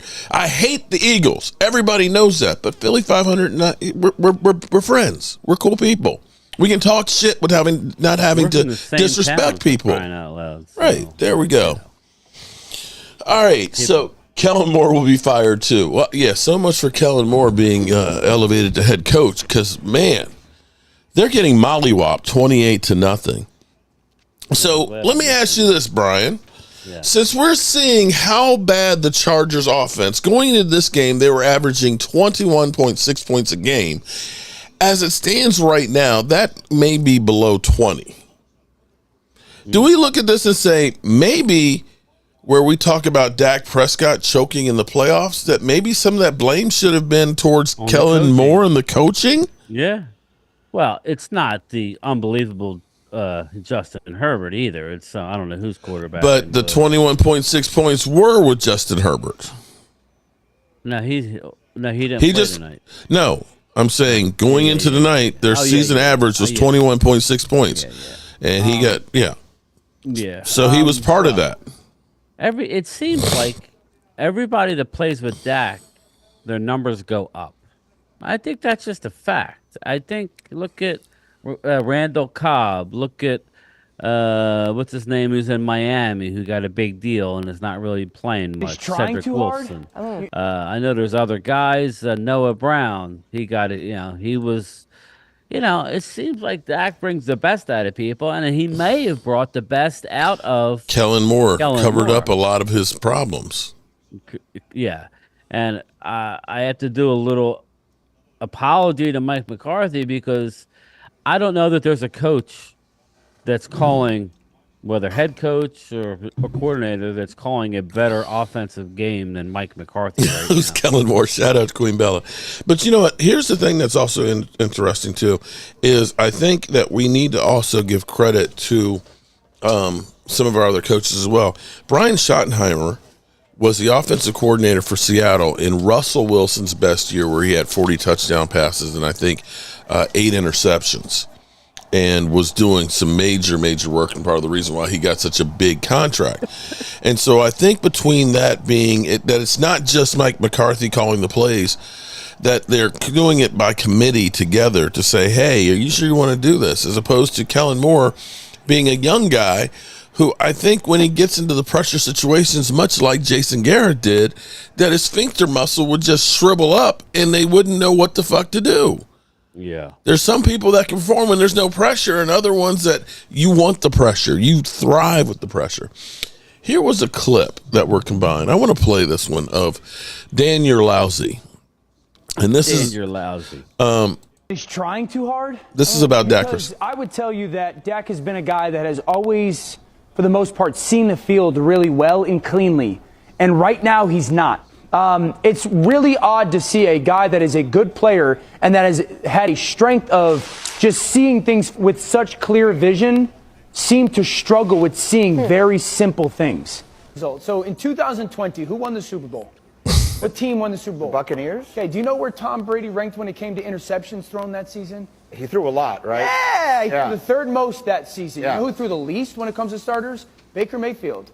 Who won the Super Bowl that year? 2021. Stafford, right? And threw a ton of picks, Led the NFL in interceptions. Yeah. And I Joe like where Burrow, you're going, Joe Burrow and Patrick Mahomes threw the third most. So the Super Bowl winner threw the most. And then Joe Burrow and Patrick Mahomes, who were in the conversation for top 2, top 3, threw the third most interceptions. You know who threw the least that year? Carson Wentz. Oh, your other guy. Let's go to last year, 2022. Who won the Super Bowl? Who won the Super Bowl? Kansas City, You know where Patrick Mahomes ranked throwing interceptions last year? How many? Second most. Behind. You know where Joe Burrow was? Third. So he's like, oh, interceptions don't matter. It's like you're a fucking hypocrite, Dan. You're lousy. Come on, man. Oh, we literally counted interceptions in practice in training camp. Dirty Santa Gina and Jalen Squirts had the poop stain. Yeah, Gina, I saw it. She sent me a picture last night where Hurts is getting tackled and his legs are up in the air and you see a brown stain on his pants. And so, and I Googled that. And I didn't find anything from the Cowboys game, but there was a couple other games where they were talking about poop stains. Now, again, it's easy to Photoshop. That's why I didn't do a video and say he crapped his pants, or maybe he was doing a colon cancer check. I don't know. But you know what I'm saying. So I didn't run with that one, but I had to ask Philly 500. Ronnie Young says Gilmore should have got the game ball. Yeah, I think Gilmore. There was I don't know that he should have got the game ball, but man, ever since they allowed him to travel, he's the type of guy who wants to challenge. Yeah. And we need that especially without Diggs. Bland, as good as he is with the interceptions, He can't they get have beat. been picking on him a little bit. So it's good that he's stepping up, meaning Gilmore. I'd like to bring him back for another year or two. Mm-hmm. Something decent money. I think that would make our with Trayvon coming back, man, we would be real incredible. Yeah. Well, There's Philadelphia. What up, my man? Is Philadelphia? Oh man. Cowboys gave us all the motivation of playoffs, so we meet one of y'all when it matters. Okay. What's up, Eric Haters? AB sent his ass to sleep. Proper. Happy Cowboys choke season. Love this time of year. But this is where I'm telling you, as much as people have not liked Mike McCarthy and think that he just fell off the salad truck,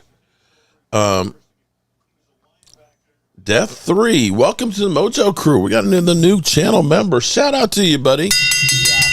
Mike McCarthy's done a hell of a job. The only season that wasn't a winning season was the season that Dak Prescott got hurt. But you got to say, had we not had that season, we wouldn't have Micah Parsons. Right? Yeah, right. Exactly. Yeah. What's up, Blue Virus? And so you look at this and say, I finished number 2 overall. You look at this and say, you know what? We've actually done pretty damn good with him as a coach. I know we haven't had major success in the playoffs, but again, this is 3 years in a row that the Cowboys have made the playoffs. We haven't had a time like that since we were winning Super Bowls before. And you're seeing this team literally not just in garbage time blowing people out, or getting yards and everything else. We are doing this on a regular with everybody right now. And what I'll say is what we're doing as opposed to the Eagles. I'm not saying, listen, it's hard to screw up a top 10 pick. So I like Jalen Carter. But what Dallas is doing is also they're retooling with young guys. Oh, a shout out to Vet Life. Anyone, good evening. Google what A.J. Brown said about the offense and Hurts. You have to see this. It's bad over there. Uh-oh. I know he was talking about, before the game, it's like taking food off your plate. Hey, Libra, how are you? But, I lost my train of thought. But, yeah, what was I saying? Nah, don't worry about it. That's how tired I am. But, yeah, you are. You're doing the yawning like I usually do. I don't know why I'm so awake. Tired. But, to me, the team in general, you know how, and I don't like to throw people under the bus, but I always felt like Jalen Smith was like Hollywood, and it was always like they would show up for games like, we them boys. And, everybody's supposed to just bow down because we're that team.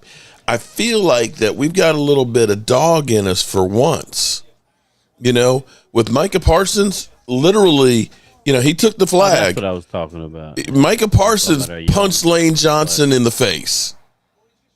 D-Law, D-Law typically will have a couple of times he'll talk some shit like this, but for D-Law to say, hit a motherfucker in the face over and over and over and over again until they quit. And when they quit, hit them again and again and again and again. See, that's the kind of mentality we're going to have to have. The sideline? That was him in the locker room after the game. I like that. I love that. But that's what you're going to have when you play San Francisco is you got to be prepared for war and to literally, knock the shit out of somebody. What I'll say about us is we're way different than when we played. That's one thing I would tell Philly a 500. We're not the same team we played that Niners. Not in any. I agree. In any way. I mean, our offense. I really feel like our offense could put some serious pressure. Wow, another touchdown. Wow. This might beat the 70 points. This is handshakes at halftime. So, but yeah, what's up, Loyal? How are you, buddy? Yeah, wow, that's crazy. I think we're such a different team. I actually think. And when Philly said it, I thought about that. I thought about that too. I had a vision of us going into San Francisco and winning in a championship game. I know that's far-fetched to some people, but I'm just telling you how our offense is playing. And when you could put a lot of pressure on a team, what's the matter? Okay, so, shout out to my man that said to look this up. Okay, so after getting dominated by the San Francisco 49ers and then by the Cowboys on Sunday night, A.J. Brown basically went off on this. Look at our pass routes compared to the Cowboys' pass routes. Reports an Eagles player. Our pass routes take too long to develop. Dallas gets their stuff out real quick. So now the Eagles are basically envying the Cowboys. Remember, you see, this is what's so funny, because anything that happens with the Dallas Cowboys, it's always deemed you suck or you're bad. We always heard that Dak Prescott, he can't read defenses. So we heard Mike McCarthy said he was going to simplify the offense. Remember that? They were going to be working on they were going to be getting things out to the quarterback quicker so he could survey the field and make the plays and the calls and all that. And that we were going to do this so that way we could get the ball out quicker. People took it as Dak's stupid. He can't take a complex offense. Well, apparently most people can't. Basically, we've got 3-step and 5-step dropbacks for the most part that are going to be like 1, 2, 3. I got the read and the ball is coming. You're throwing to a spot. And that's where the quarterback and the receiver have to be on the same page. And by doing so, he's not taking the shots of getting hit. And it's hard to defend when it's coming out that quickly. You can't get the pressure on the guy. This was deemed something that was like, oh, Dak just sucks, man. So Mike McCarthy, man, he's got to dumb down the offense because Dak is a freaking idiot. No, he recognizes our plays were taking too long to develop, all these comeback routes and all this stuff. Let's get the ball to the guys where they can make a play. Let's keep the quarterback upright. Let's make it easier on the offensive line because they don't have to hold up for 5-6 seconds. All these things are great. And the reason why Dak Prescott is playing like an MVP. Here's the thing that I love, because I said that MVP is an individual award, but you can't win it by yourself. And so shout out to damn Gina, because she shared me this link, which Dak Prescott was asked about his thoughts about being mentioned as the MVP frontrunner. This is a team game. We're doing the thing right. We're winning games first and foremost. What I play for the end of the year is that we are one of the last teams still standing and being it's about continuing and doing whatever I can to put this team on the best position. CeeDee Lamb walks in the interview and says, woohoo, Dak. Get the guy the ball and just win games, and the rest will take care of itself. This is a team that has coalesced together, and they're making the right moves. The thing I love more than anything else, our offense was shit the first couple of games, but it seems like every week there's a new wrinkle that's happened, or we're getting another guy that's going. The last couple of weeks it's been the running game. I was still amazed that we rushed for over 100 yards against the Eagles front. I was really amazed. I was like, wait a minute, Rico Dowdle is running right up the middle at the heart of that defense. And if we can do that in the playoffs, I think we get a different result. We have not done well running the football the last couple of years against San Francisco in the playoffs. We've been ass. Like everything is starting to come together at the right time. Especially the offensive line. Yeah, well, we've been saying that for forever. Everybody was down on Steele, and once I heard that it wasn't an injury, it was him just having to learn. Listen, he had his footwork was all jacked up, and now they're gelling, and I don't even want to bring up his name, but our left tackle, he's turned back the clock. Tyrannosaurus. So now we have to go down that road again. That whole left side with him, if he's playing, and Tyler Smith, they're killing people on that left side. If Tyron is playing this way, we have to come up with something for next year. I know. I'm sorry to say it, but you can't get rid of him. But here's the thing that's crazy, though. All of the things that everybody said were going to be a problem this year at the moment aren't. Mike McCarthy calling plays. Man, that guy can't even manage the clock. He's an idiot. He can't manage. He can't call plays. Hell of a game. Right? Dak Prescott, turnover machine. Tony Pollard can't carry the load. CeeDee Lamb, is he really a number one?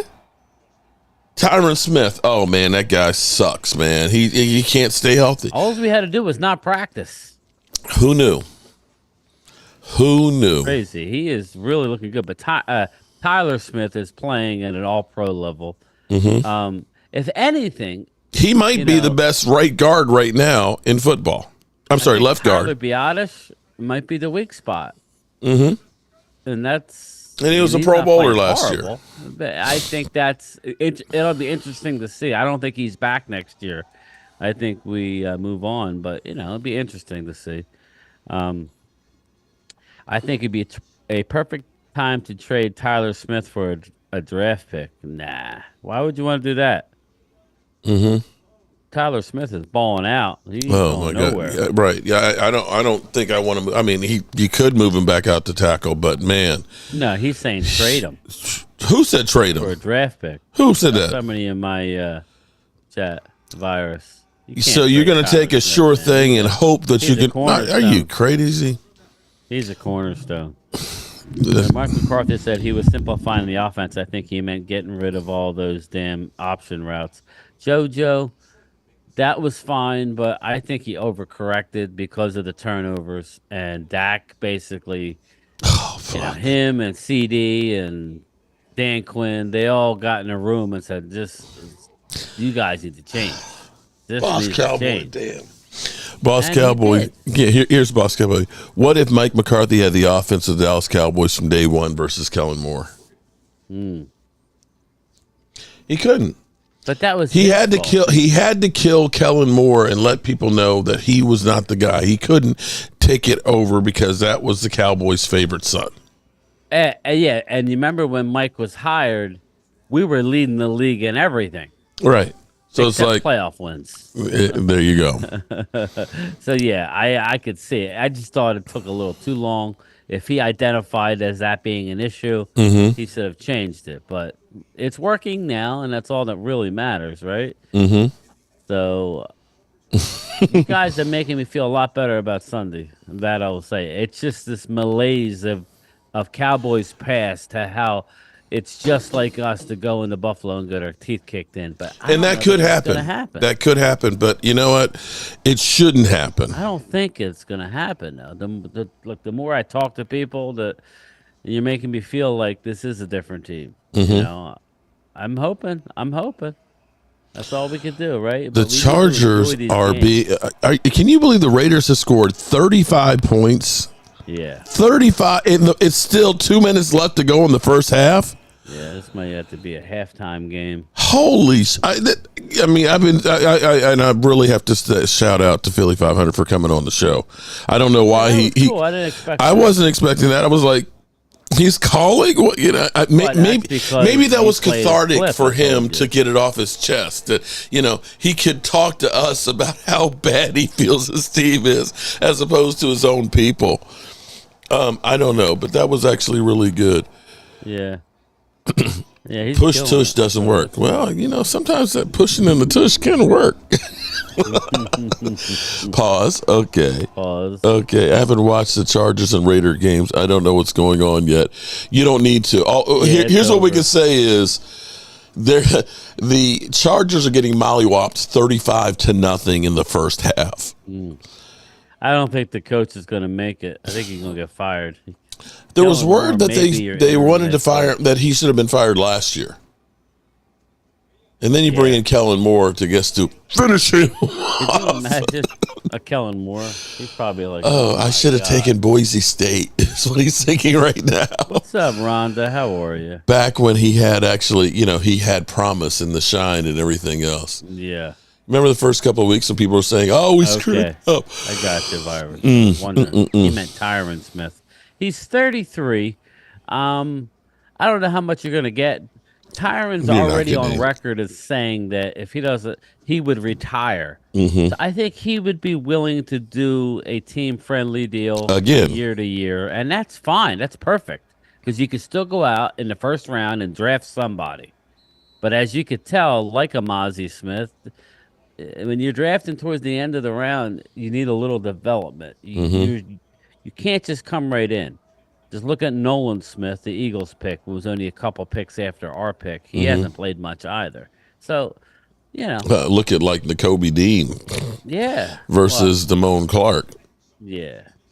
But I mean, first round picks. Everybody with the throw. Well, Mazi. Okay, it was the end. Well, Hank has been playing incredible.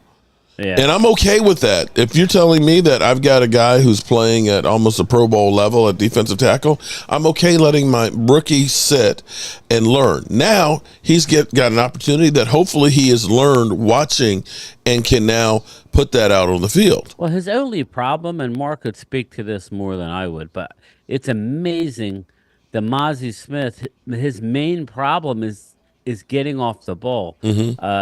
They were doing film study, and like a third of the time, he's late. The ball is snapped, everybody's moving, and he's still in a stance. And in the NFL, you got to be right there. That's his only problem. Once he gets off the ball on time with his teammates, he's dominant. So that could be fixed. But that's a problem, too, right? Yeah. He's not getting off the ball for whatever reason. It's like something in his head is not letting him.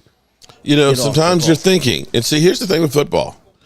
Everything needs to be a reaction. If you think, you're always going to be a step behind.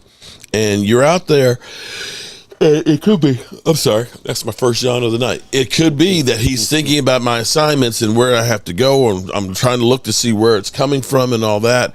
And he was also a read and react defense too, right? Which is different.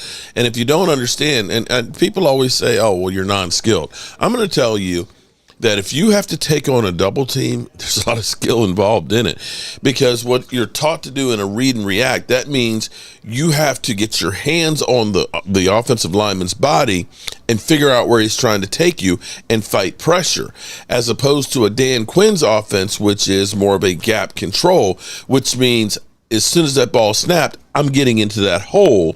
If I'm maybe the A or the B gap, I'm getting in there right now. And so that's an adjustment that takes place, that he's got to learn that as soon as that ball snapped, I've got to go to my spot. And it just takes time. Yeah. Or he can just volunteer. They are gutting the Chargers. Yeah, they are. Oh, my God. They're almost in the red zone again. Don't tell me they're going to put up a 40-burger in the first half against the Chargers. That's what it looks like. Holy shit. That's what it looks like. The Chargers have just given up on the season. They have checked out, and this is where they just need to fire. But we got the family. They don't want to pay a coach. What's up, Loyal? Thanks, my man. Thomas Garrett, what's up? Jacob. This Buffalo game. The running backs are great. You're going to be away, aren't you, Loyal? It's your birthday, right? So Thomas Garrett is supposed to be going to the Commanders game with the left hand up. Yeah, he let me know. Yeah. And I know Pamela, who's in here, is going to be going, along with some other people. I'm going to actually go over to FedEx Field tomorrow to the Red Zone lot and shoot a video. To talk about doing the tailgate and things and start working on playing it. Could that be the foot injury from last year, Mark? Could be. What a hit. I wonder, it's a Queen. Hey, Queen, are you coming to the tailgate if we do it again this year? The Queen is here. With Queen Bella. She's in Philly, right? Oh, she is going. She said she's going to be going. Oh, shit. The Queen will be here. Oh, man. I know David Wiley will be there. I'll be there. Sadly, Rashid won't be. Mr. Cowboy says he'll be there, so we definitely got to do that tailgate. I don't know. Is the mailman going to show? That game might mean something. It's possible. I wasn't there last year, so we'll have to see. Hopefully. Flip Shelton coming to the tailgate from Richmond, Virginia. Oh, shit.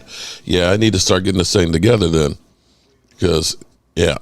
How you doing? Are you going to do a block again and then call a number type of deal? I don't have the contacts because they've changed up a lot with the new ownership, so I need to call. Basically, I mean, I'll call him tomorrow, see if I still have the same number, and see if I can get like a block of tickets and stuff again, section.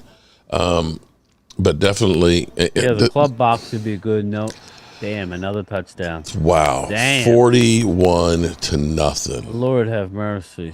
On a Thursday night. The quarterback I liked last year, me and Phil. Wow. Wow. Unbelievable. Halftime will be it for us, or for me anyway. We'll talk, but I ain't going to stay for the whole game. This is a mess. This is unbelievable. Good throw. It really was. Somebody's getting fired. Coyote, yeah, he gone. 40 burger in the first half. So the question will be will they put the pedal on the metal and say we're going to score more points than Miami did? They should. Now, here's the thing. I haven't seen – have you seen anything about Tariq Hill with his ankle? I did not, but he looked like he was half decent. He was on the sideline looking okay. He came back in the game, but that could have been adrenaline. Recently married Tariq Hill hit with 2 paternity suits. Okay. Wow. Nice.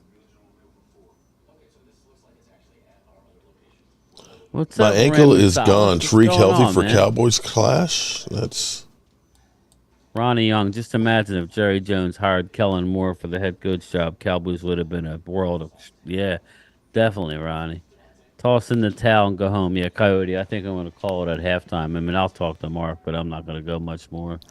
I'm tired, and I'm going to relax a little bit before I got to get up and do it all again tomorrow. But I will say this. I'm more comfortable now about this Buffalo game than I was. So I just needed it. Just come on. Years past, recent history tells us that we would have lost, but I want to think that we're a different team. Loyal. I heard Gilmore and some other players missed practice due to illness. That illness is really hitting that team. So he's up. Listen, Tariq Hill is up. Fever and it's up in the air for that game, and he's not. He won't be anywhere near 100%. That'll be interesting. Well, I really honestly think I think Eagles lose Monday night. I'm telling you, I love the Seattle Seahawks. So if we do win in Buffalo, I don't think Miami's going to give us anything.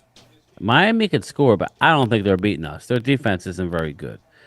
I think this is the key game. If we could go into Buffalo and get a win, man, we might. Well, because of the Niners, we may have to play that last game. We may be taking the game off just to rest guys. If the Giants take care of the Eagles too, which not as actually, you're right. Think. If the Giants, if we end up beating Buffalo and they lose to Miami, or no, they lose to Seattle. I mean to Seattle. Yeah, and then they no longer have one of the remaining games. Like Seth Joyner said, Arizona is going to be a hard game. Kyler Murray is back. Yeah, I mean, everybody. I'm telling you, when you play like a easy schedule and the players think, "Oh, that's when it's tough." That's not as easy as people think. To play a team twice in 3 weeks is not easy either. To beat them, it's not. It's advantage Giants to win one of those games, but we'll see. Let's worry about Buffalo, and we'll go from there. Yeah. So I'm excited about it. I'm excited. Yeah, Loyal won't be around, so it'll be me and Phil, and I assume Phil. Phil's been sick, so Phil's been sick. Now Florida weather is really hard on him. Yeah, as opposed to the balmy weather that we have here. Yeah, right. Because it's always sunny here in the East Coast. Sunny in Philadelphia. Yeah, it's going to be interesting to see how it goes. But as much as they kept saying about us how we hadn't beaten any winning teams, it's even worse with Miami. Miami's best team that they beat so far this season is actually Denver. When they beat them, Denver hadn't won any games. Right. It was later that they turned it around. They don't have a quality win on that schedule. No, they played the Eagles and got handled. I thought They got in by Buffalo as well, and Kansas City. I think it was Kansas City, but yeah, everybody that's had a winning record has blown them out. I call better plays in Madden than Kellen Moore. It says Queen Bella. Damn, Queen. Well, so much for this being an even game here. I can't believe the Raiders have scored 42. That does me a favor. I think I'm going to get out. Okay. But it was awesome. It was cool talking to Philly.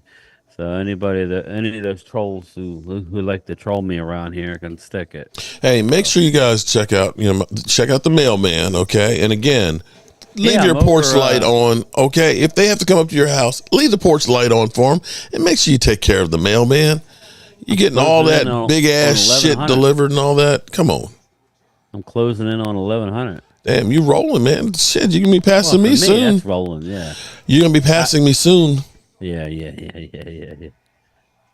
I'll just be happy to get to 1,200. I'm going to take 100 at a time. There you go. Ain't nothing wrong with that. Yep. But all right, everybody. I'm back to work tomorrow. I'm going to wake up and do it all again. I'll do my lunchtime chat. And what's tomorrow? Friday. So you got your live tomorrow night, right? Okay. I may end up having to do it later because, my friend Allie is here. And Marvine, we're taking Tracy out for her birthday dinner with them.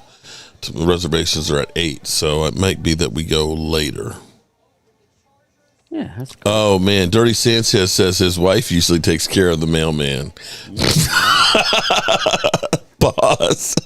Nice. Okay. I wasn't saying that you need to take care of the mailman quite like that. Well, I don't know that he means it that way either. Maybe he means it. We're talking about Dirty Sanchez. Oh, okay. Okay. All right. All right, man. Peace out. All right, everybody. Let me hit my my exit, and I will see everybody tomorrow. Peace.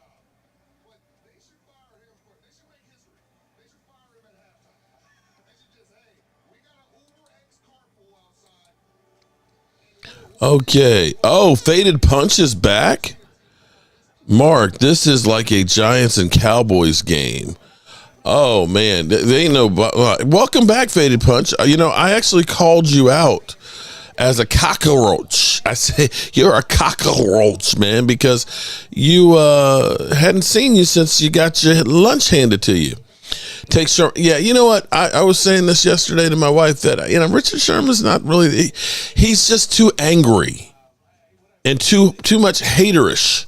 He just does too much hating, and it's always, and the same thing with him being on Skip's show. He's not good. He's not good. You think about Wadsworth.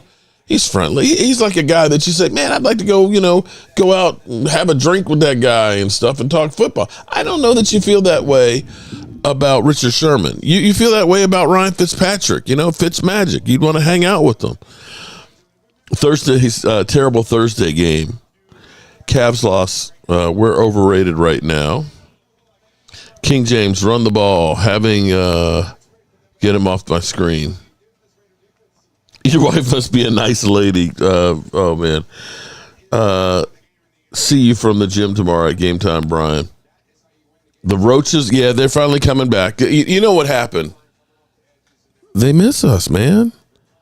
They miss us. It's like, God, I don't want to go in there and hear the shit about, Disrespected yet? Does this defense have any heart? No, they suck. I've been telling you all season, Philly. Shit on you. They've shit on you. Don't you hear me? Jordan Davis, Jalen Carter, they shit on you. They've shit on you. They have shit on you. Don't you hear me? Jordan Davis, Jalen Carter, they shit on you. Kill them. I love it. Oh my goodness! Did he say they cock it on them? Hate the style of defense. Yeah, but the thing is, and that's okay. We understand, cockroaches. We understand. You love us. You miss us. Just say, look, man. We sucked. Y'all got the win. Congratulations. We just like hanging out with you. It's okay. It's okay. Help me, Rhonda. Amen. I can't wait to get the roaches on my channel soon. Mad at the world.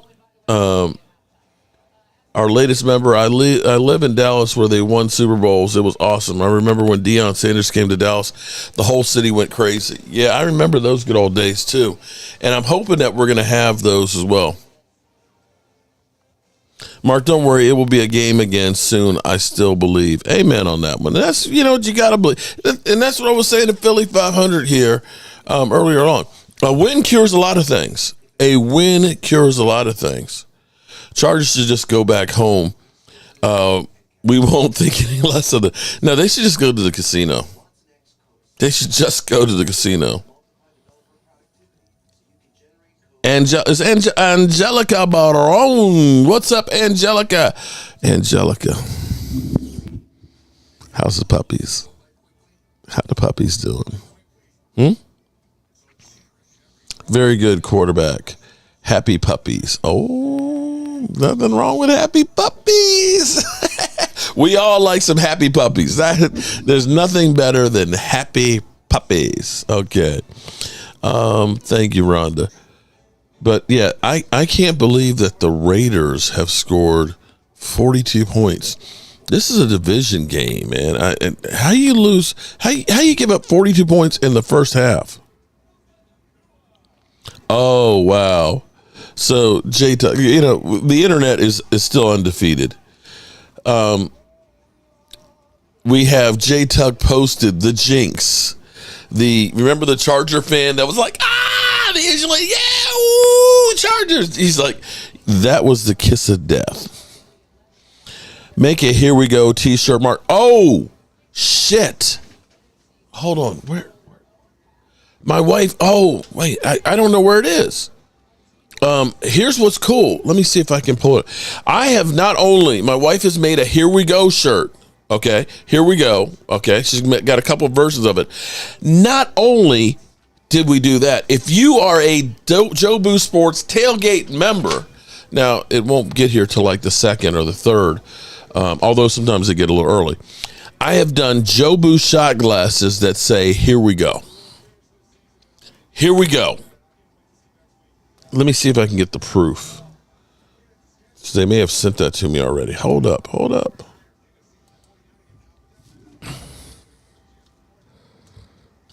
So we're going to have here we go shot glasses before the playoffs. Uh-oh. Computer's acting up. If I go dark,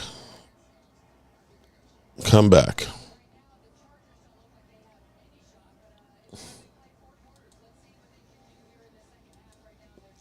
Let's see. Okay. See, there we go. We got a hiccup where my shit froze. Nothing worse than your shit freezing. Let's see if we can get it back. Okay, there we go. Getting your shit pushed in.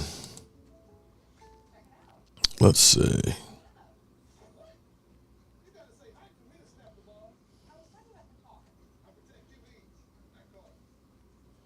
See if they sent me the proof.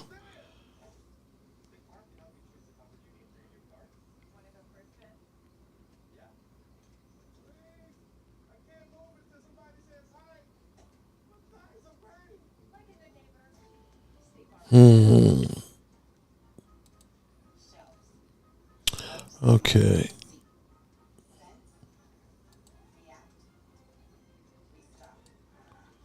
Invoice. Are we back? Okay. I don't know why my computer keeps having these hiccups. I think I have too much shit open.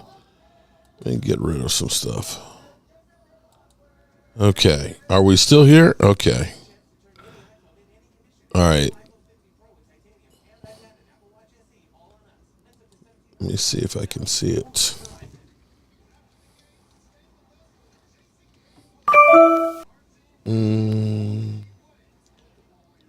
I'm trying to pull up the shot glass if I can. Let's see.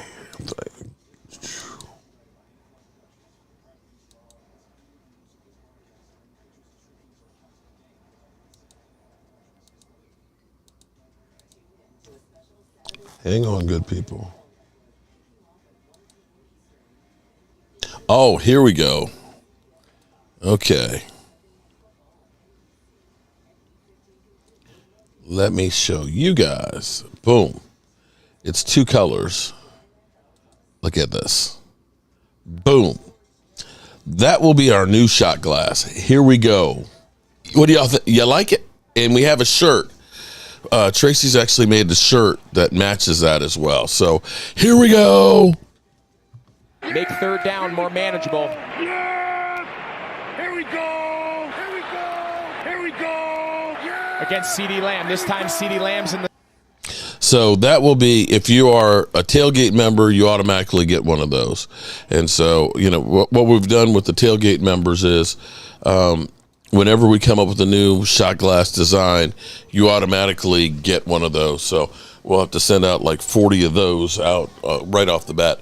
But I've got 144. Oh, I love this. And it is so true. It is so true. The only thing I told Tracy she should have done was put bars on it. Because it feels sometimes like you're in prison. Mark, I got to show you the hoodie I made. Oh, Bella. Yeah, definitely. Bella, you know, I might need to get you to make me a hoodie there, girl. Roadkill needs a shirt that says Cry Baby with baby bottles. All right.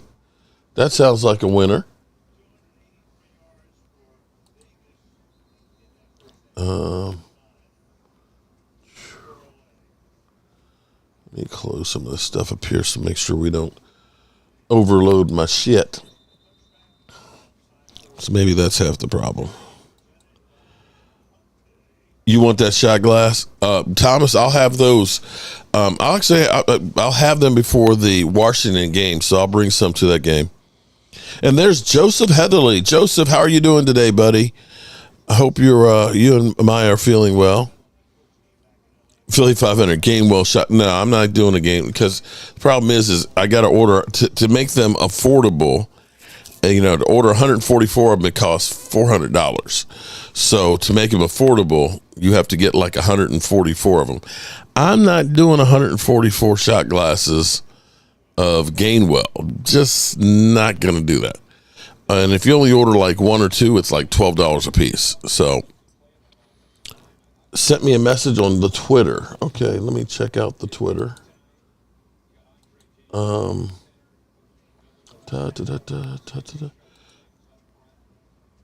Still can't believe it's called X. That is the dumbest shit ever.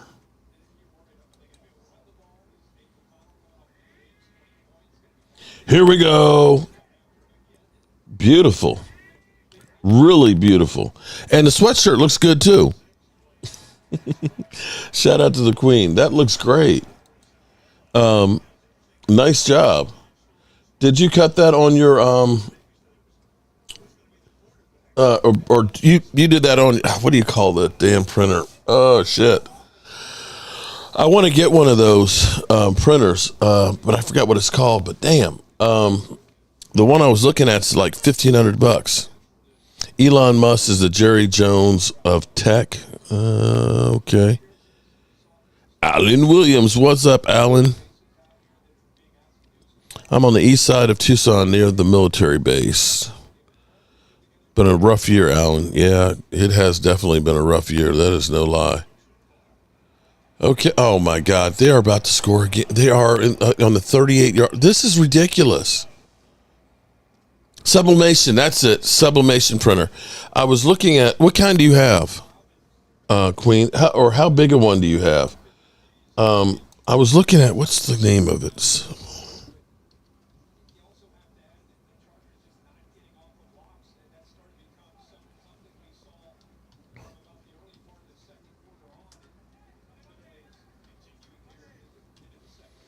I was looking at the Sawgrass. The thing with me is whenever I buy something, I always try and buy more than, a bigger size or one that's going to be able to do more. Michael, I appreciate that you enjoy the videos. Thank you. But the Sawgrass, not they have one that's bigger. I think it does up to 17 inches.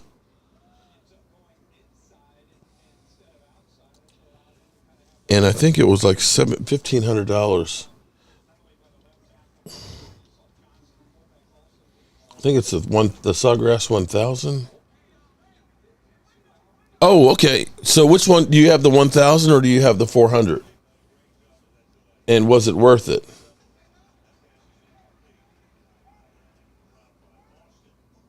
Yeah, it's still $1,500. But it's one of those things that, it's like, okay, do I spend $700 and get the smaller one?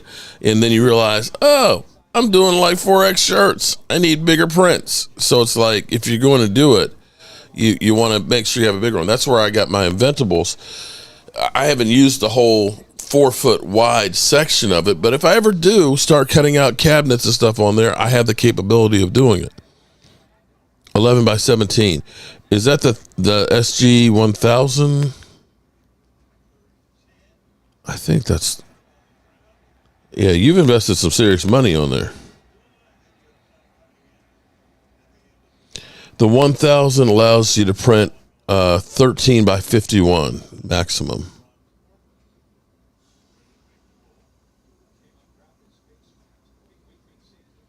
Maximum media size 11 by 17. So that's what you got there. Okay.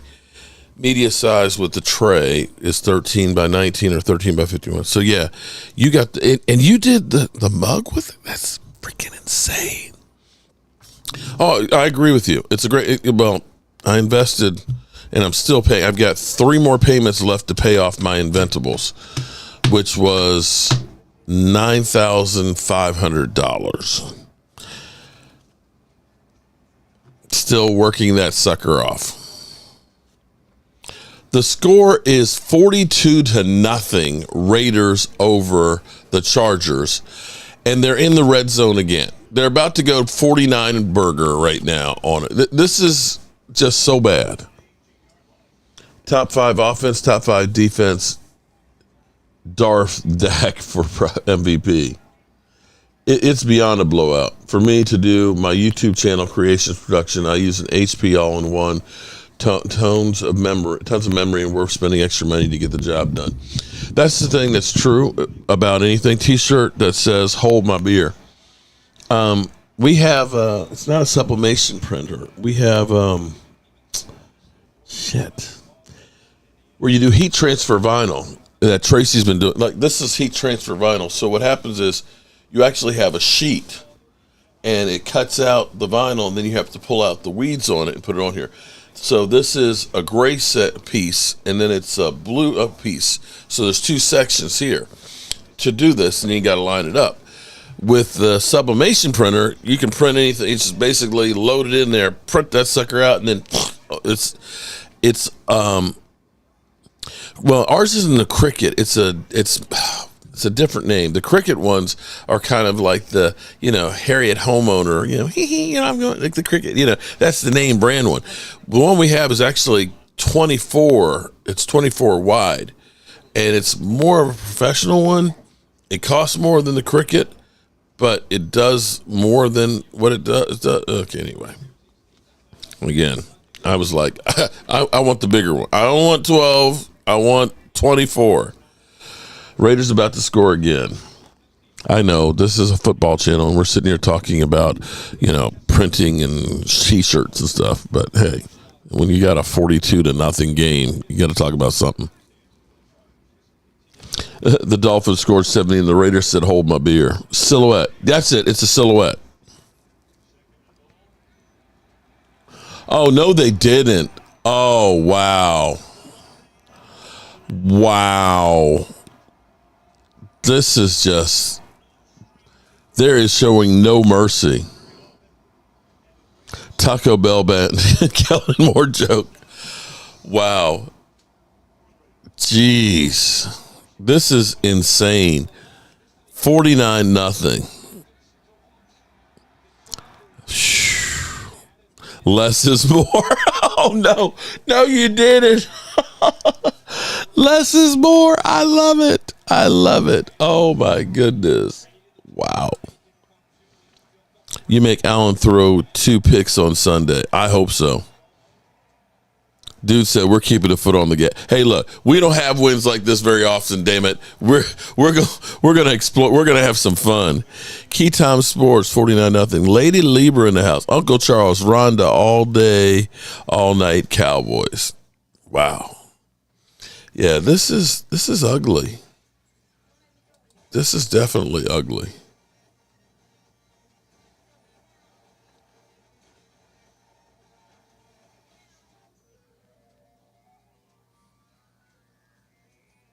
All right, so the entire coaching staff should be fired after tonight. Ridiculous.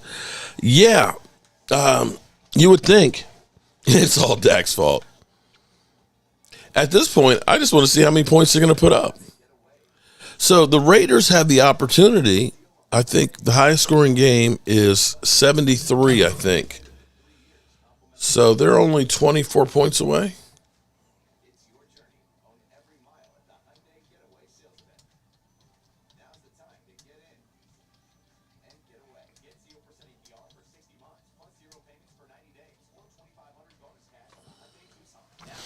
$72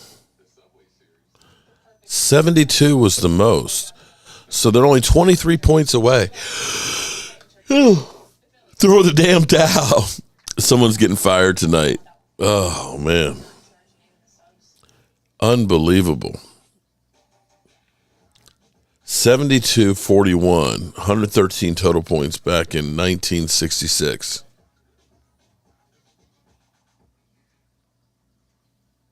Wow.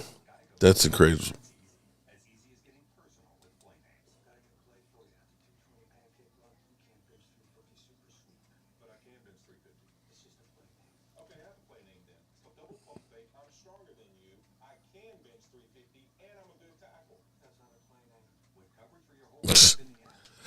$49-0 should get the owner's attention.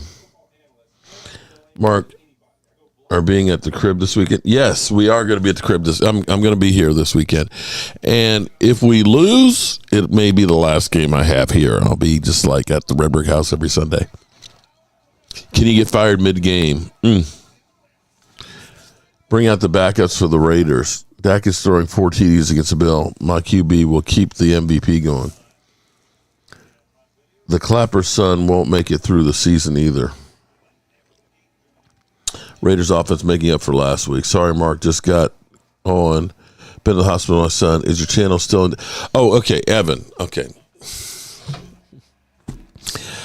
That was a joke. I was making fun of Eagle fans. I mean, granted, the views have been down because the trolls haven't been in here like they usually are. But it was a joke about, my channel. I don't know if it'll ever recover. The Cowboys are killing my channel. I'm sorry. At least the Broncos scored 20 points against the Dolphins. Chargers haven't scored any. So that is true.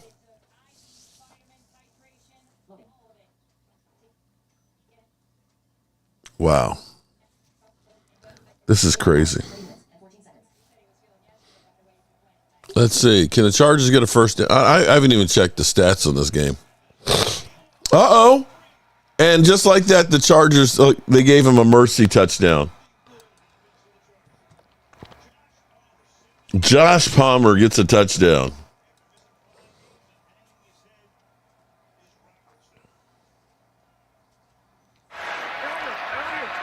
Wow.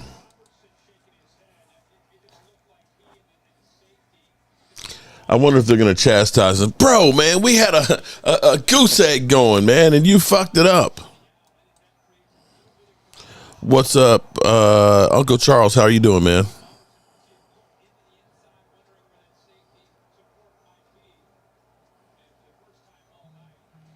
Chargers had 75 yards passing. Before that, They had 89 total yards before that play.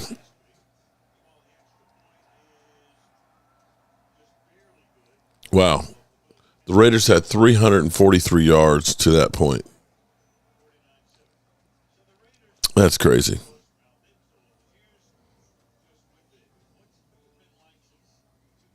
The Chargers need a new battery. Yeah, their battery sucks.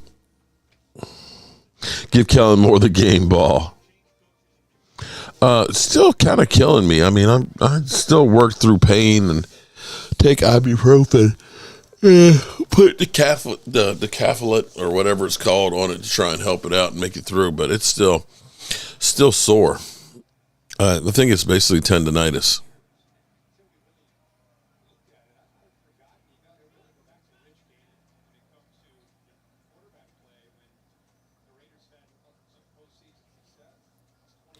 Las Vegas Raiders.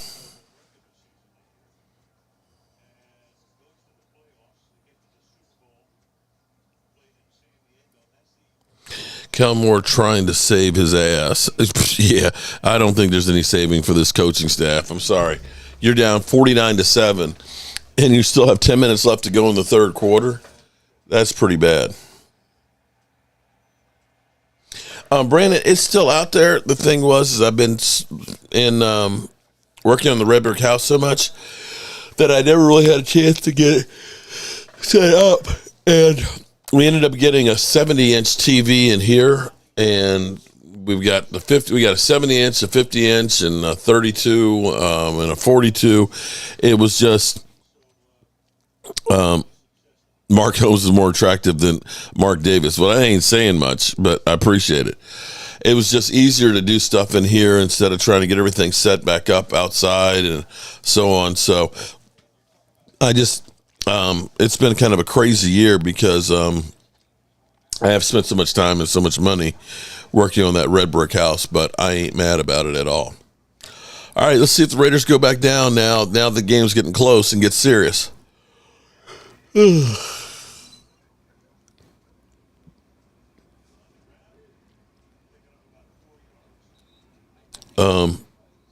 Man, you had it for 4 months? Damn. That, and I think I also have carpal tunnel syndrome too, because my wrist is literally killing me. So it really starts out from my shoulder and works its way all the way down through into my hand.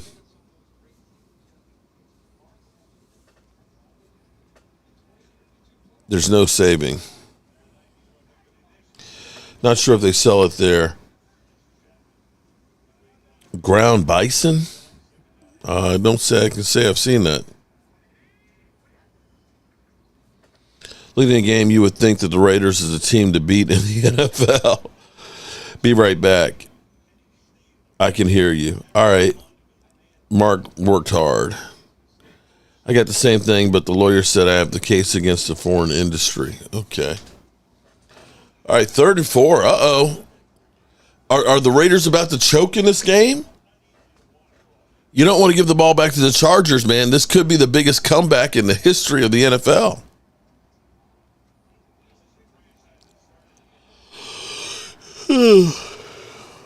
Video game score is right.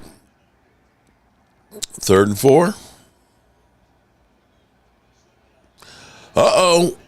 The Chargers are manning up now. Oh, my God. Mark Davis, that is the most ridiculous haircut you've ever seen in your life.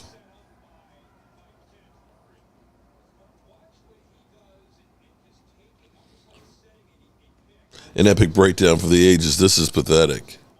Yeah, I don't know if I'm going to make it through this whole game or not, man.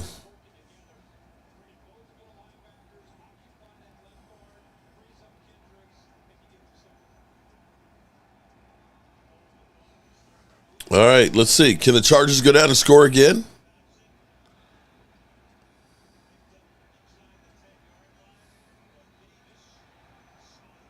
Maybe not. Sit out the backup quarterback. You believe he cuts his own hair? That's possible.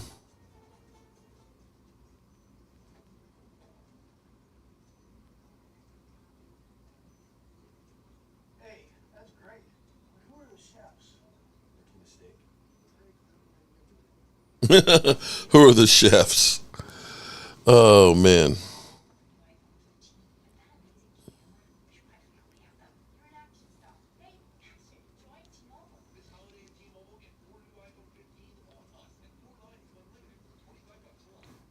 Mark Davis has a bowl cut. You ain't lying.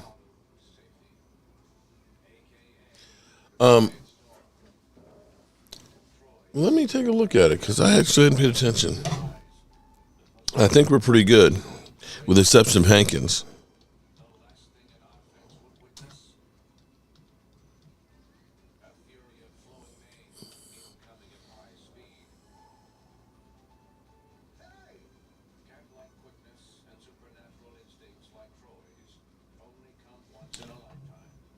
Let's see. Several players miss practice with circulating.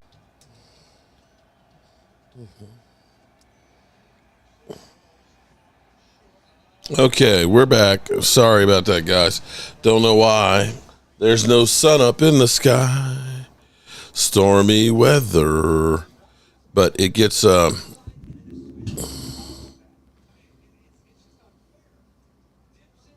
There we go. Okay, we're back.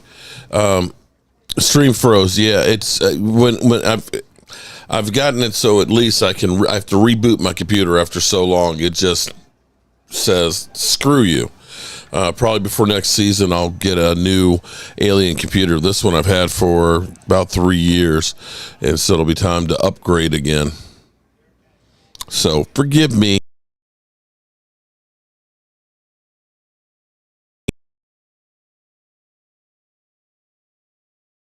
Okay, so just take some time to get going. There we go. And we're back. Okay. What I was looking at was the Dallas Cowboys report that Brandon Cooks and Stephon Gilmore did not practice because of illness. Injury report, did not practice. Brandon Cooks, Rico Dowdle was limited on Thursday. Stephon Gilmore, Jonathan Hankins, of course, with the ankle, didn't practice. Gilmore was out. Malik Hooker did not practice, illness. Zach Martin limited. Micah Parsons full. Tyron Smith did not practice because he never does. Jalen Tolbert did not practice. And Matt Lewinsky was full. So that's the injury report. You're fine, Chuck. I was kidding with you. Kellen Moore, who? Amen on that one.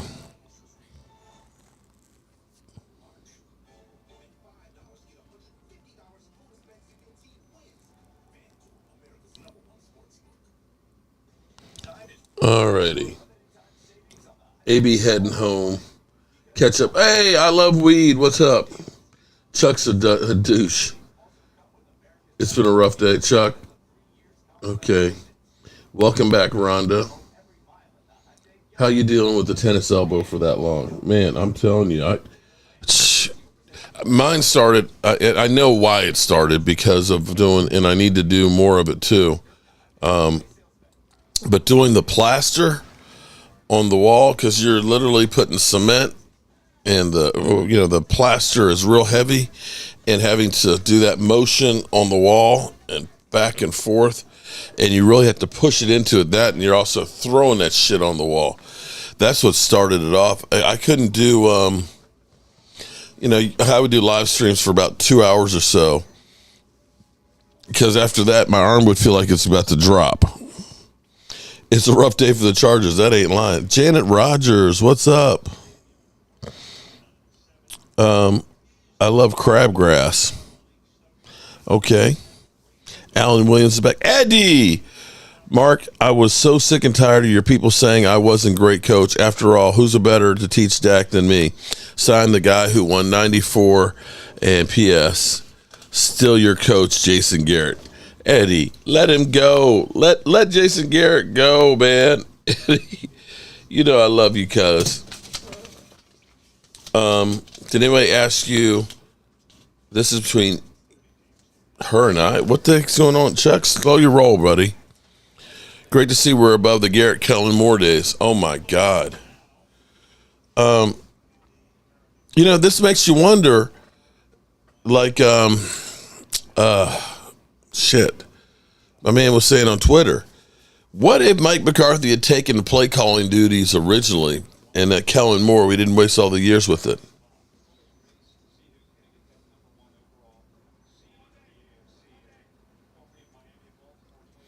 All right, let's see. What do the Raiders have in store this go round?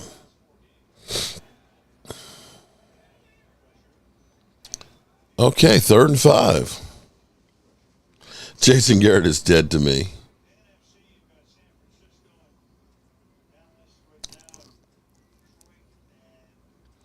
Oh, I love seeing San Francisco and Dallas up there at the top and the Eagles down low. Womp, womp, womp, womp, womp, womp, womp, womp, womp.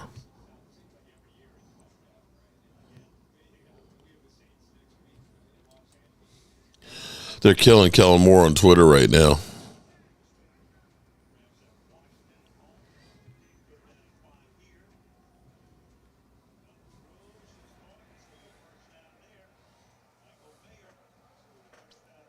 They got a first down. Watch him go down and score again. Way down low. Tell your wife happy birthday, Mark, when she go to bed. Her birthday was actually the 5th, but her girlfriends were out of town for work and stuff, so they decided we're going to get together this weekend and go out and stuff. So there you have it. Who's Kellen Moore? Never heard of him.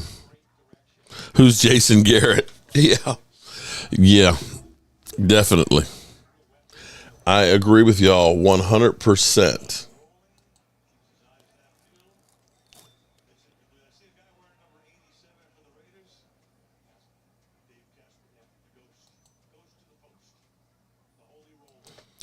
All righty.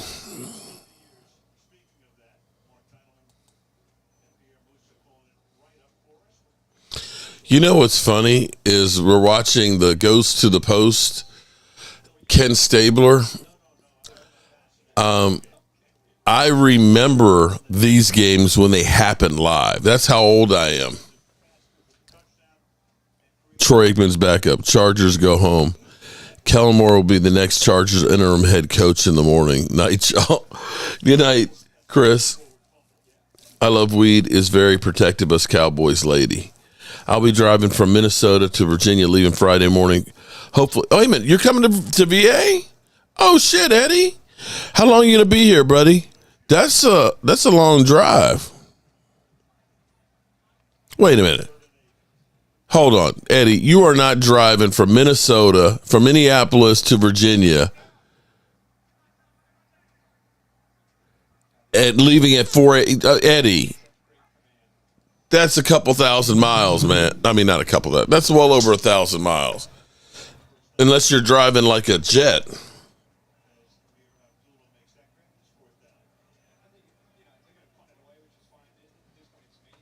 Minneapolis, Minnesota to Virginia.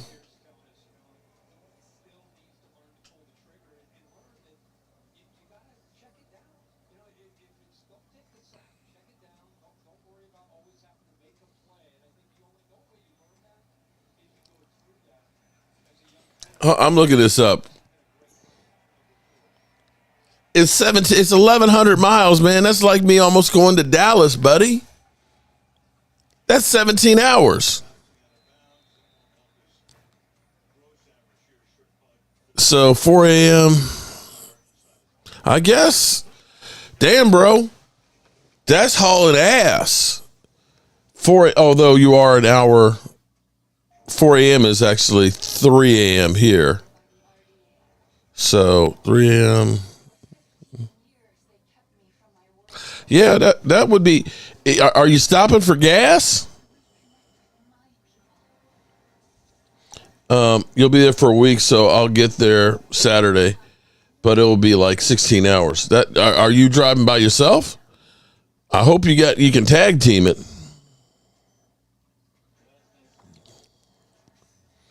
Hubby has to carry my purse for a long time when I had tendonitis. He did. Oh, shit. That'll give you tendonitis right there. If your purse is anything like my wife's, she'll say, hold my bag for a second. And I'll be like, the fuck you got in here? You carrying bricks? It's like, no wonder you're show. I don't know how you don't walk sideways with this mother humper. Louisa, Virginia. Okay, that's south, way south of me. That's closer to like Richmond.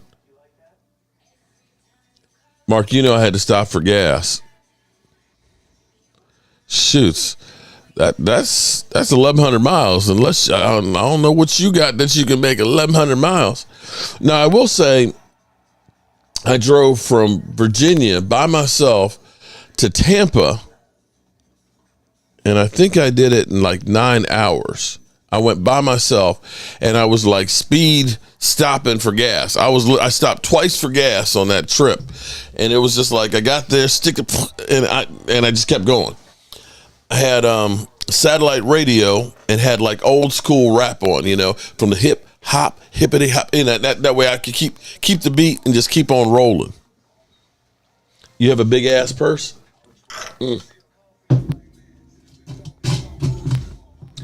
Louisa is close to me in Charlottesville. Wait a minute. Is it? Then that's not far from the Red Brick House, because Charlottesville's not far from the Red Brick House.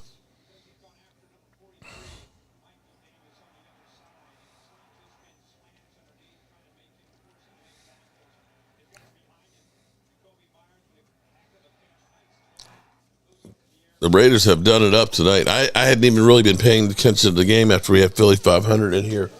And Brian. I got something in my eye.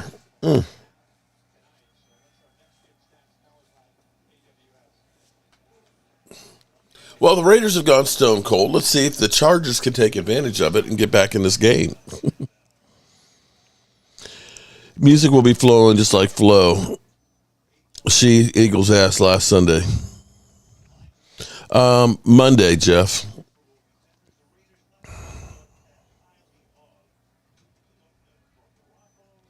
You go there to drink some moonshine and chill with a buddy and his family. Okay.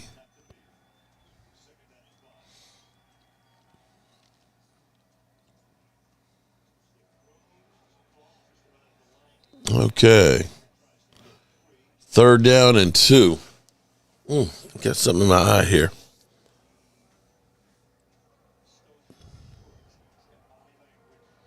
Brandon Staley needs to ask Josh McDaniels, is there any more room on the unemployment line? Be safe, buddy. Thank you. I will be, buddy.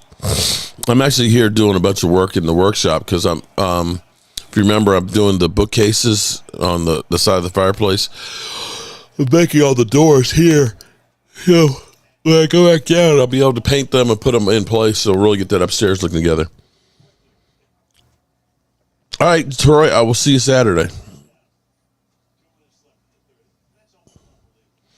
I decided to drive because the flights are so damn expensive, plus renting a car when I can just drive my own. Yeah, that as long as you don't have any bad weather, it's I've driven from Green Bay to Minneapolis. And that wasn't that bad of a drive, but that, of course, was not in the wintertime. But the weather seems to be like on our side right now. This hasn't been a whole lot of snow. The Chargers are making a comeback.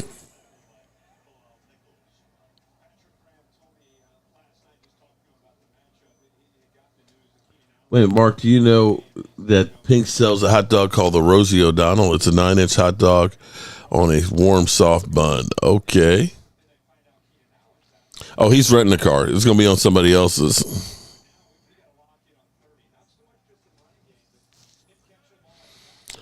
Tushin for a pushin'. Do you own a... Ryan, yes, I own the Red Brick House. Jeff, for me, if I can drive, I'd rather drive. Just would. I hate being cramped up in a plane. By the time you spend the time in the airport paying for the bags and everything else, hell, one of my dreams is eventually just get an RV and just have an RV and go places. But the only problem, Robert, with watching the games at the Red Brick House, all my boys, Wes is up here, them boys Kicks, and David Wiley and DMV and E2 Blue, Eggman 330. Appreciate that, man. Oh yeah, I mean I've rented an RV I think three different times, and I love them. They're not cheap. They're of course you got to have a place to park them and stuff. But eventually one day I'm gonna have a RV. Yeah, Eddie, just be careful, man. Be real careful, man. That is a long drive.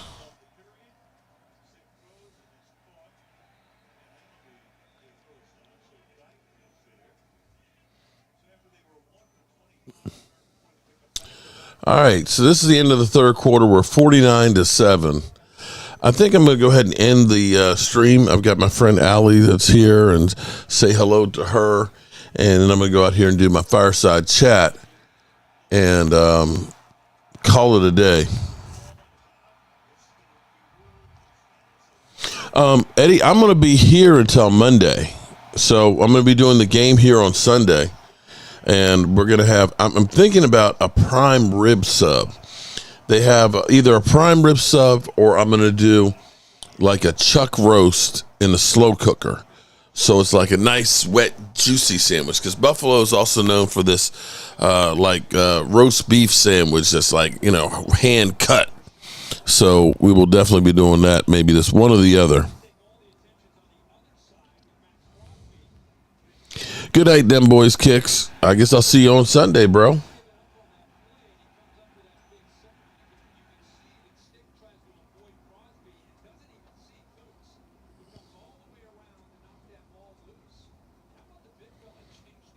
I remember when you had an RV for the NFL draft. Man, that was so much fun.